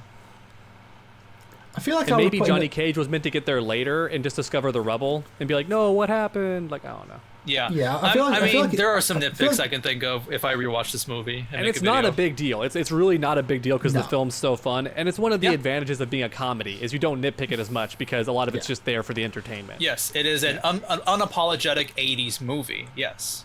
Mm-hmm. I think I probably would have done something like had a little bit where Johnny discovers his powers earlier. So it's like a bunch of he's being faced with a lot of being faced with adversity to test him to be like, oh, is he the one? He's a good fighter like that. We track the origins of this family. This could be the guy who was like descending because the records only go so far. Could this be the guy? And so they give him a test, and it's like he's the guy. That's true, because in the movie... You could have the agent make him chop a board or something, and his hand turns green to break the board, and he's like, there's something special about you, kid. But then later on in hindsight, you're like, oh, they wanted to make sure he was the god descendant. Yeah, because it's just as simple as when Jataka jumps on Johnny on fire, like maybe it could have been like his green glow protects him from the fire, and then that's what the villain's like, oh, that's the guy. And then I could even add a little bit of extra character to Jataka. Like, she's not just jumping at Johnny to try and one last ditch attempt to kill him. It's one last ditch attempt to test him for her master's scheme, showing her devotion. Oh, that's kind of an interesting way of putting it. And you reminded me of something. Again, it's not a big deal. It's not a huge deal. Some things are a little wonky. It's fine. Something I would add is that yeah, you go first then. Are you sure? I don't mind. It's very fast then.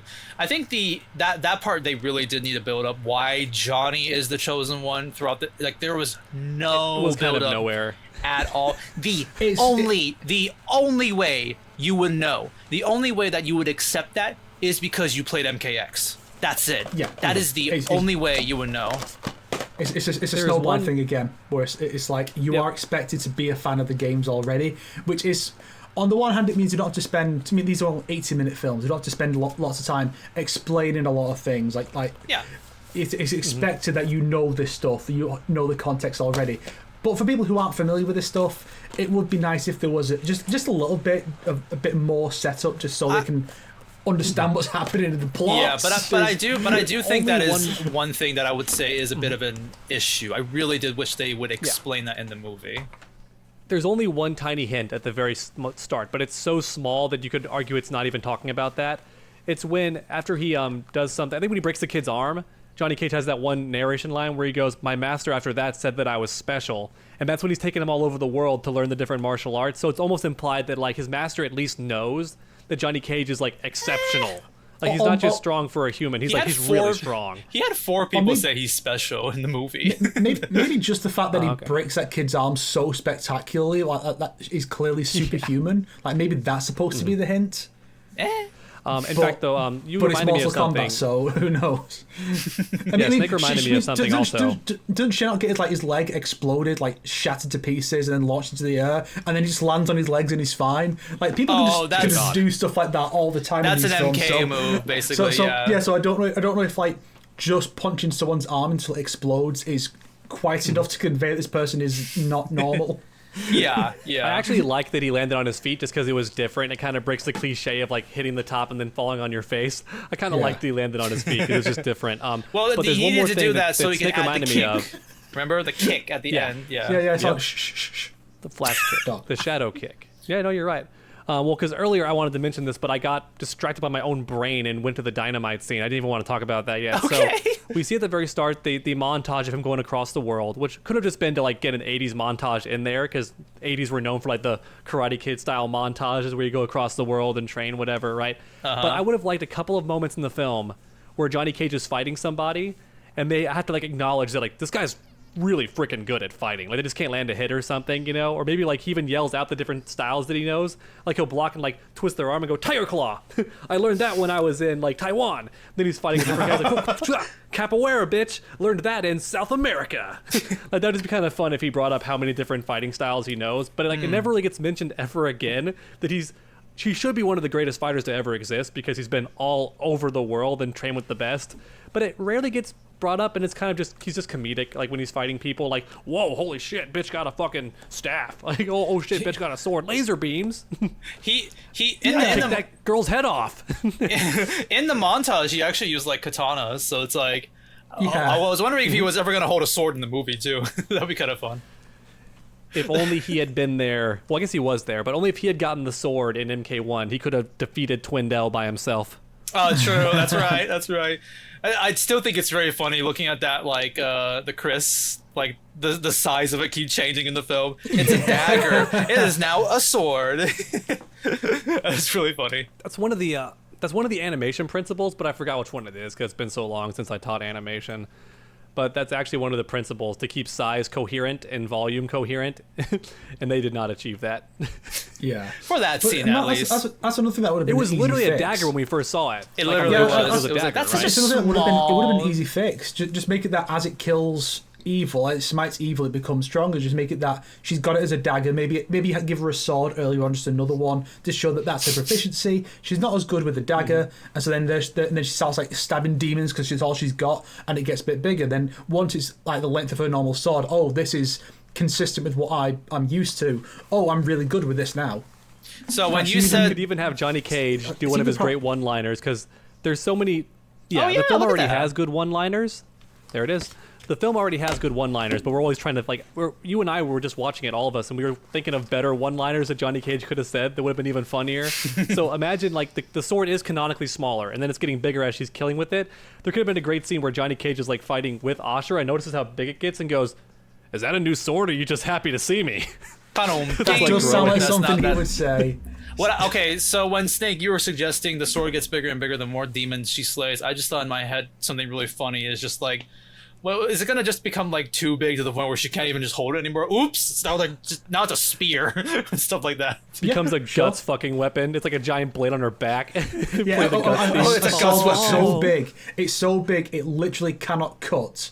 It's just a giant bludgeoning device. Just Like throw it. Siegfried's sword and Soul Calibur. Yeah. Which is also a berserk sword in 5 at least. Ooh, nice.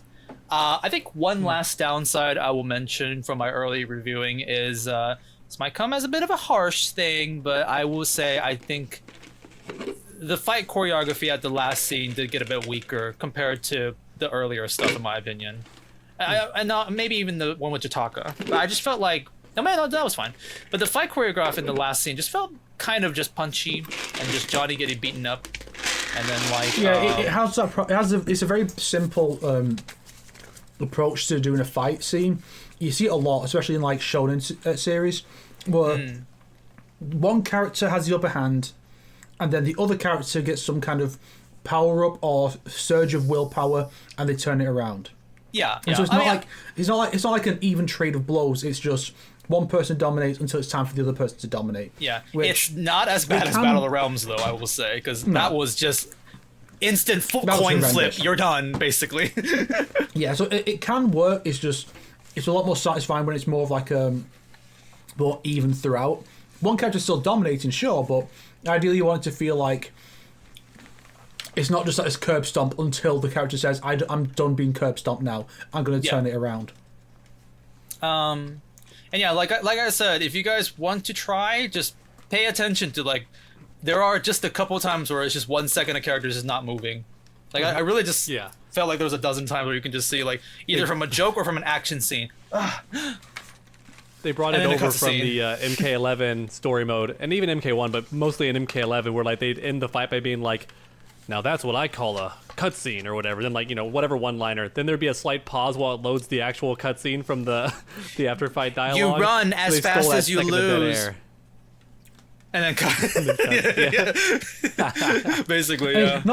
Nothing will be as awkward though as in MK vs DC Universe during Captain Marvel's chapter when Shang Tsung's like, you will now face the fury of Baraka's blades. As it like cuts to Baraka with his blades. It's like I didn't notice mid sentence. Oh, you got a runtime basically. You really are a fallen elder god. And just stares at him for a solid 2 seconds in MKX. It'd be even better if it's one of those where, like, games that use like stock animation and stuff, and then the character stops talking and their expression shuts off. You really are a fallen elder god. You did that really good, actually. Oh man, not Mass Effect Andromeda levels of guys. You know what? Props to Legends Group for actually referencing those scenes in Cage Match. You know what? Bravo. In that case, yeah. Every time they're about to transition from cutscene to gameplay is why there's that 1 second pause. Basically. It's very faithful. It's very such faithful. A good, yeah, such a good reference. You think it's a mistake, but it's an artistic choice. Bravo. It's a feature, not a bug. Yeah. So there were some good transitions, like Raiden's lightning eyes was a fun transition. Oh yeah. Anything else you guys want to end on for this little bit of a tad bit early impressions of the movie? I think I almost would have liked a different main villain to show up at the end, because it didn't really have to be Shinnok. Like they could have summoned Lucifer as a reference, or there's one more villain that was cut from one of the 3D era games, but I forgot his name. Yeah, Balok. But he's also a demon character. Balok? Yeah, I could have summoned him. Balok. I think I'm pretty sure also that Satan was a character at one point. Like Mortal Kombat 4. They wanted to have Satan, so that would have been cool too. I think it's a mixture of two things. One is because Shinnok is kind of a rival to Johnny. Yeah. Which I think is partly it's on site. Every time. I think that's partly why Raiden is here. Like because the idea of Ashra used to serve Shinnok, now she's serving his rival as a good guy. So I think that's why Raiden's there. So you got that. It's also the devil worship thing. So Shinnok is the closest thing the series has to a devil. You could have picked some other characters, I guess, but I think in terms of what they were going for, Shinnok was probably the best choice. It's just I wish Shinnok's goal was a bit clearer. He's not just summoned to Earth to conquer or whatever the fuck. I have a great theory as to why it's Shinnok, because in Battle of the Realms he never fights. It's the one being. So they wanted to get him to actually have a fight scene or to do things instead of just being, oh, demons go, one being time, yay, and stuff like that. And also, Quan Chi has already been the main villain in Scorpion's Revenge, so they didn't want to do that again. And, it's the Shadowhood, it's the Brotherhood of Shadowhood, the Shadowhood of Brotherhood. So it was either Quan Chi or Shinnok. Sisterhood of Shadow. They wanted to reference, those characters. I'm okay. Oh, we'll get into that at the end, but yeah. That's an interesting thing to look at, yeah. The fact that the final boss could be different. And it's not a big deal. Yeah. The film is like so. We got a Yasify Shinnok, hell yeah. Best design. I like how he looked. I like the stupid, obnoxious collar. Also reminded me a bit of Castlevania. He looked very hot when he was when he was choking Johnny. That one POV shot of his face, looking up. Yes. Like that. I sense memes for the video, Sonic. I sense memes. Of course. There's so many I'm already thinking of. Surprised there never was a joke about that. About like the easy jokes that Johnny Cage could have been like, that's my kink, but they never like had him say it. Like when he's being cut or when he's being choked or. I guess. I really thought like. Well, there was the part where he was tied up on the bed and it's like, oh, this isn't the weirdest thing I've been through or something, or like one of those. That's true. Yeah, that's a good one. And then also the wink at the old lady. So there's that too.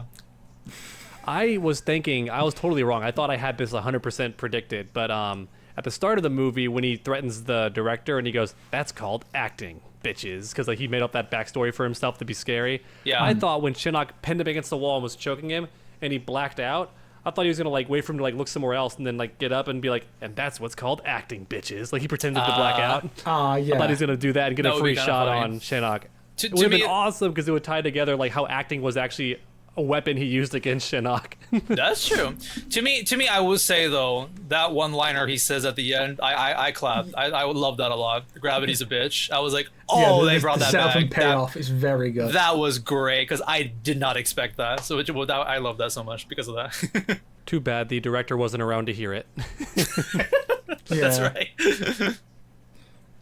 Also, they did the cliche Hollywood awesome thing where Shinnok just so happened to be knocked through the ground right above the portal back to hell, which is always a fun Yeah. trope in films True. too. Like if an enemy gets smashed to the ground, they end up going into the exact spot they need to fall into.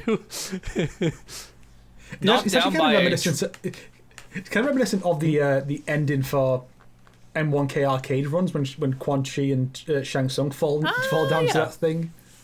Whoa. Oh, imagine he just falls down and explodes mid-fall like he did in Mythology Sub-Zero. Well, I guess that's how Quan Chi died, wasn't it? He goes, oh, just nuclear explosion. I always found that super funny. So if that's everything about this film specifically, I think it could be an interesting little topic to discuss. What kind of things do we want to see from In the the Legends future? films? Now that we've seen the kind of stuff they can do with this setting, what kind of things would if Jeremy Adams came onto this show and next week and said, "Hey guys, I watched your videos, I like your ideas. Pitch me a couple of movies each." What would you want? What would you propose to him? Okay, so a Dinya movie, and then do something with Reptile. That's mine. I'm done. Have a nice day. Anything specific about Reptile? What? Anything specific about Reptile? And you can't just say an 80-minute porn film. You can't have that Like an- Sonic. It's not gonna happen. Why can't I? But no. But what I was gonna say was He's early tricked into on. making I an also adult said movie. the Suicide Squad idea, which is just like bring a band of like weirdos and misfits or like weird MK characters and just mishmash them to do a mission. And it's like you don't expect these characters to be together. Be like, Johnny Reptile Drawman, because they love you. He's Aaron Drawman so Black. much. Where's Dairu? Bring him back, and then it's like some type of very very specific mission that we need these characters with. It could be like an Amanda Waller situation. No, if you don't do this, you die. Or it could be like Raiden really needs their help, and like they convince these weirdos or like the typical bad guys like Baraka and Reptile to help them and stuff like that. One of those sort of situations, and just like go on a mission. That's how Reptile will be implemented in there. Scorpion's Revenge designed Reptile because you guys reused Drawman and Moloch from Scorpion's Revenge and Snowblind, so you can do that again, okay? well, maybe Raiden's being like with Scorpion and MK9, like, hey, do this thing, and I will petition the Elder Gods to grant your wish. And the Reptile's like, yo, I could get laid. Yo, like full on pogging Reptile. Pog, yeah, This is the Wojak point at Chameleon. yeah, the meme. I even have that art Back actually. there. I literally can use that here. Sonic, please use that in when you talk about M1K and you're like, Reptile doesn't seem to recognize Chameleon. Here's what should have happened. And it's just him pointing at Chameleon like, Which no wait. MK like before reset Reptile. Grill.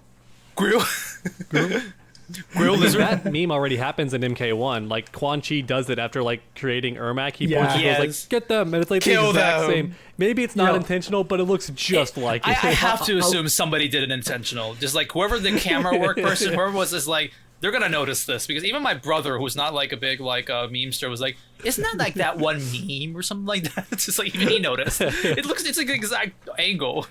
Yeah, it's so good. I love the idea of having this like Suicide Squad-esque thing, but it's a comedy. So it's just like here's this weird collection of characters. What are they like?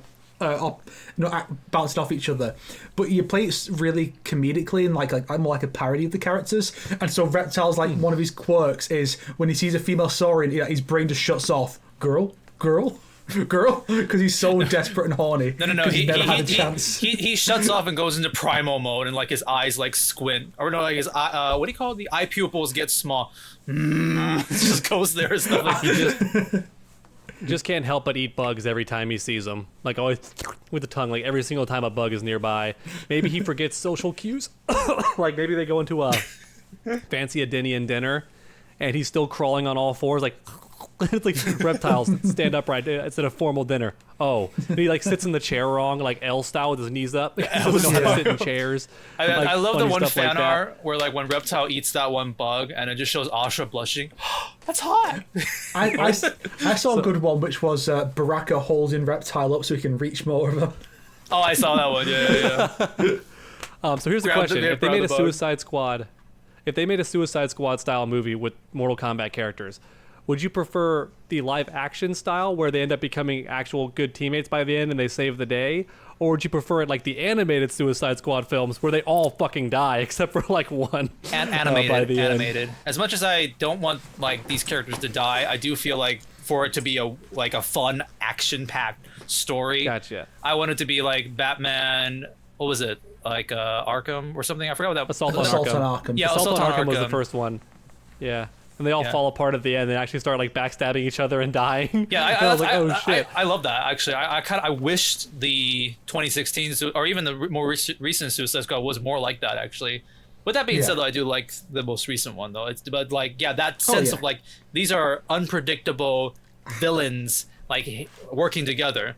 What do you think is going to happen? Like the fact, like the ending of that movie was just they all went to shit. Too. It all went to shit, and the main point was to kill Riddler, and they failed at that too. So like I like that because of that. I like that movie for that. The funniest death in that Assault on Arkham was Killer Frost because she just gets unceremoniously tossed while in a car by. Yeah, didn't she just get like ran off? I don't even know if she died, technically speaking. I mean, the odds of surviving that is going to be very unlikely. But it's just so funny because first off, Bane hasn't been established in the movie even yet. Like, yeah, it's Arkham, but we've never seen Bane. So the fact that she gets in a car to drive away and Bane just grabs it and goes, ah, and tosses just it. randomly, like, no build up. He just fucking kills her. Just randomly. It's like they just wanted her dead. The writers just wanted her dead. Because that movie meant to be part of the Arkham canon, and there is a comic later that features the squad. And by this point, the squad is just Deadshot, Harley, and Captain Boomerang.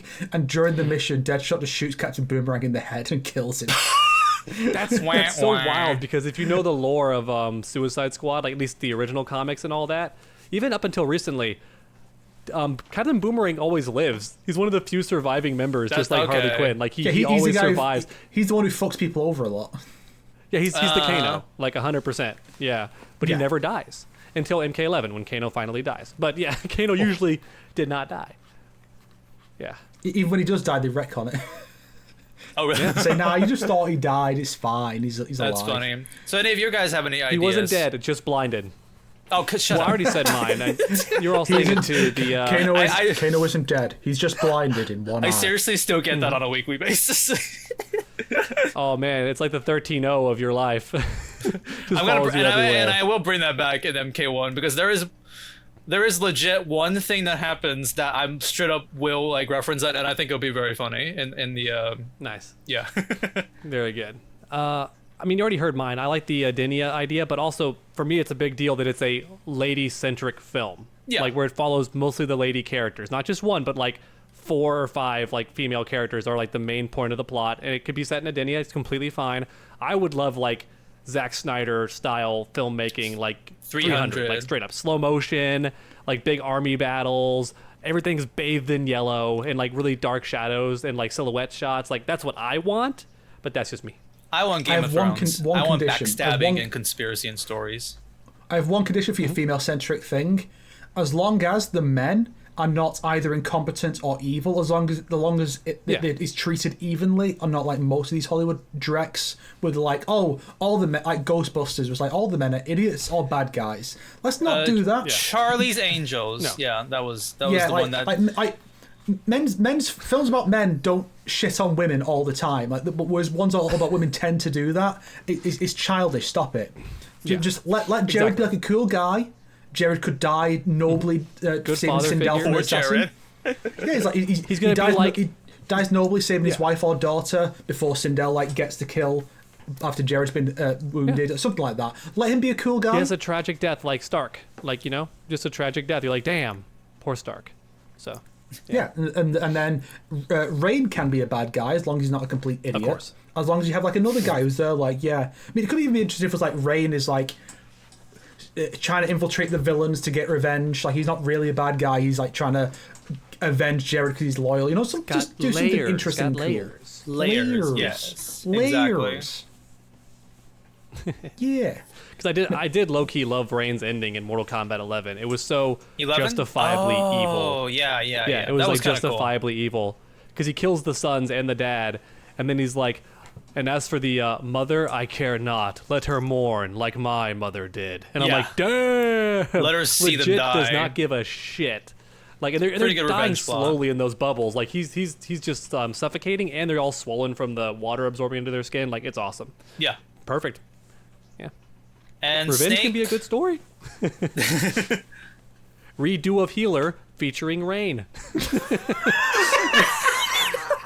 So Snake has the you have that one idea you love bringing up. Which actually you always like bringing up the Johnny Cage movie and the Scorpions and Sub-Zero like ancient time like story, samurai story. The samurai reimagining. Yeah, they're the go-to ones. Like if I was going to pitch one to Jeremy Adams, I'd probably say, have you ever heard of Mortal Kombat Ronin? It's this fan fiction I wrote. Please read it. But I feel like there's a lot of unexplored parts of the MK universe that are worth getting into. Like, I feel like the Order Realm and Outworlds, Order Realm and Chaos Realm, Order Realm Civil War and the conflict with Chaos Realm. Like, that's an interesting angle. Of course, you can go back to like the War of the Gods when Shinnok had his initial coup. You could have the conquest of Edenia, of course.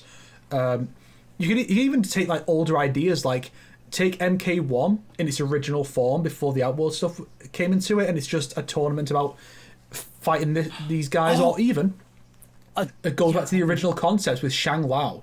And when like Liu Kang was Japanese and Johnny Cage was Michael Grimm, and have like adapt those ideas or something like that. Yeah, I like the idea of like story. Just adapting one of the tournaments. Like, what happened in this tournament? Like, we as the audience, we know they're gonna lose, but there could still be some interesting story to be told there.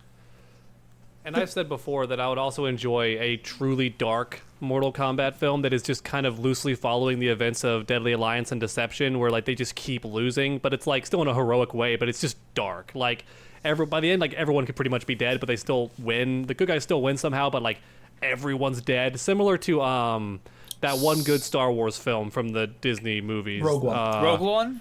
Yeah. Where they all die, but it's still like they did something really important. Like that could be really cool. And it would be an excuse to actually fully embrace the violence. Because they do, shockingly, like a lot of the films just kind of only kill like one or two characters. They don't kill everybody. So it would be interesting to see them go full Justice League dark. Oh, you mean the heroes? Like, okay, a lot of characters die. Yeah. Well, even like only 2 or 3 of the villains die a lot of the time too. They don't kill everybody. So I feel like the only times I've actually seen, it's really I've only really gone like full on like super hardcore MK violence on the good guys was Battle of the Realms with Stryker and Kung Lao. Like even like Raiden in that same film just kind of gets stabbed or whatever and dies. Yeah. And like so normally the heroes get that, whereas like the most violent villain deaths can be really fucking brutal. But the good guys don't even get that. I mean, in 2021, Hanzo just kind of gets stabbed in the neck and like bleeds out, and that's it. No, well, then you have, like, Hanzo gets pretty. Yeah, but it's not that gory. It's like a quiet, noble death. It's not like the violent spectacle of Nitara or Reiko dying. Or Shang Tsung. Shang Tsung got killed pretty violently. And that's true. Yeah. Yeah.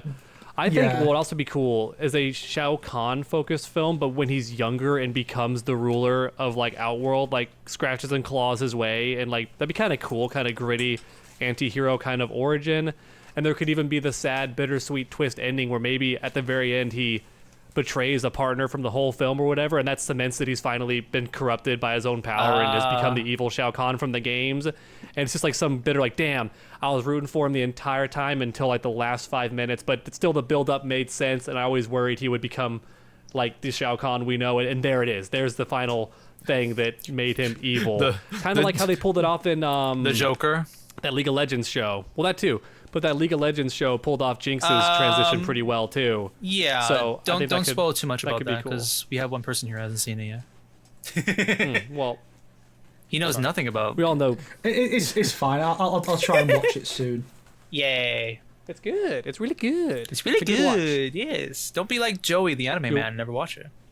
Oh, fuck that guy then. What the heck? Why not? It's so good. Well, the joke is that because his friends constantly ask him to watch it, so he's just not gonna watch it because he just keeps getting Oh, he's one of asked. those, huh? Yeah. So the more, because I mean, every that time was me when I was like 15, but I grew out of it, Joey. Well, every time a guest goes on, it'll be like, "Did you know you didn't watch Arcane? What the fuck? Why didn't you watch Arcane, Joey?" It's like, "Oh, okay, I'm gonna get set back another year now."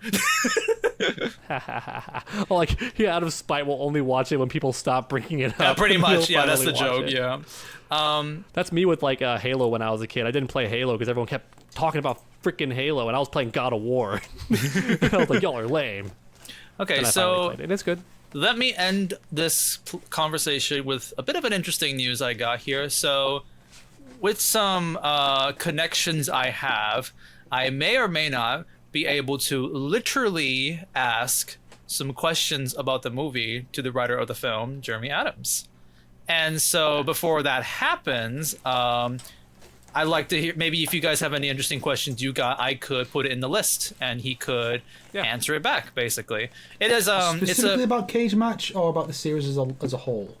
I'm sure you can do both, but I would appreciate more specifically to Cage Match, unless if you really have a question that you wonder about the series. My main question would be, which characters did they have planned to also have in the movie but didn't make the cut? Cage That's Match? my question. 'Cause Okay. I'm sure there's more. Yeah, for Cage Match. I do kind of like that Was question. Scarlet going to be in at some point? You know, was Melina going to show up at one point? Like, I just want to know if anyone else was playing. Was Quan Chi originally in there? Like, I already actually have a lot of questions in mind that are like, I want to like specifically ask stuff like, Jennifer Grey's involvement. I do kind of wonder about that. And then like, one question I do have is, does he have like a specific love for mythologies? Because this is the second time in the entire series where he mentions it.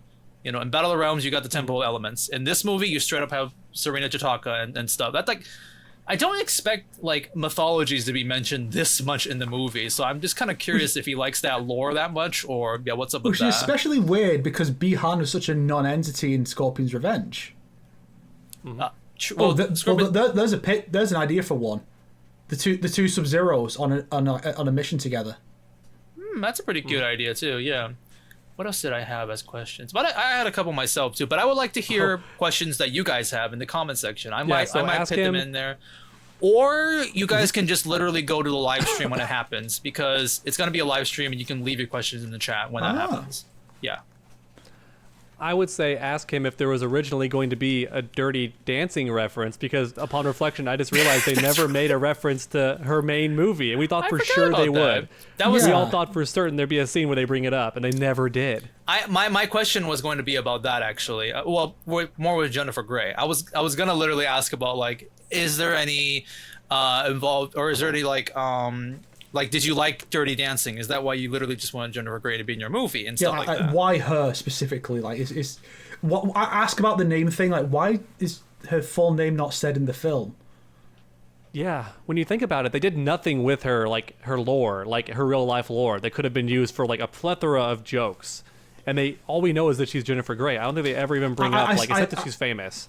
I suspect we're going to have like an official answer where he's going to be like, oh, it's because of this, this, or this. And everyone will be looking at it going, it's just because WB wanted a big name attached to it to shield the movie, like, clearly. Maybe. But at the same time, she's not like a big name either. Like, what has she been in recently? No. She's...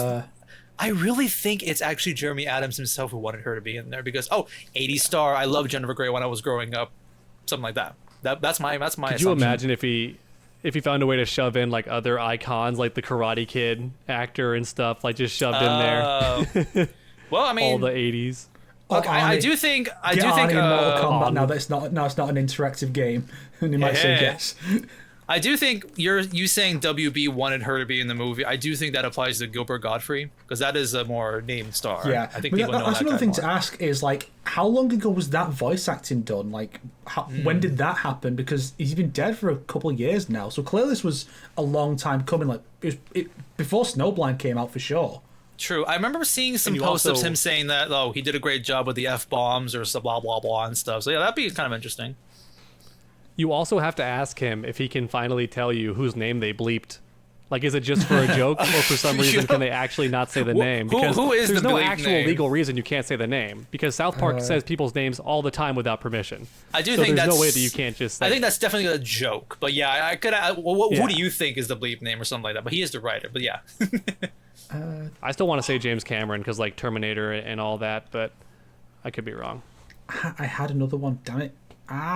Yeah, you can always just leave it in the comment section. You guys too. You can leave it in the comment section if you have any questions. I'm sure the live stream is going to happen that soon, but I would appreciate. But I will have a list. Like I'll be sending over eventually when that happens. Mm-hmm. Well, what was one funny question I had? You're not funny, Sonic. Oh. That's why you hide behind the AI voice. You know Can't reach the zipper on my back. the funny thing? Oh gosh, you're gonna do that Spider-Man meme where the person zips it up and the zipper comes off or something. I was telling when you were like gone that almost happened. Like when I first put on the costume, I was super excited. Like I got the zipper on the mask to go perfectly where it's supposed to go. I was all the way down, and then I realized, what if it gets stuck? Because like it fits my head perfectly, and I was like, oh no. And like it's hard to grab stuff with these gloves already as it is because they're padded on the tips. So it's like, see how it's bending? Like you see on the camera how like it kind of bends and deflates at the tips. So like it's hard to grip stuff. So yeah, I was worried. I was actually worried I'd be screwed.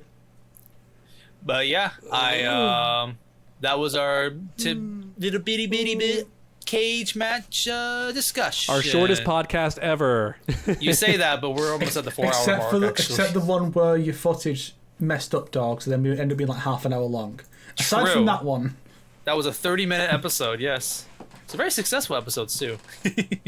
Hell yeah, it was intentional. You're welcome. Sure, okay. I still love that one conspiracy comment. But anyways, yeah. Hope you Up guys the ass. hope you guys enjoyed this. Snake, I'm sure you'll get your mysterious epic question now sooner or later. And gravity's a bitch. Oh! Oh no! Everybody's like camera just falls over now, basically. I've fallen.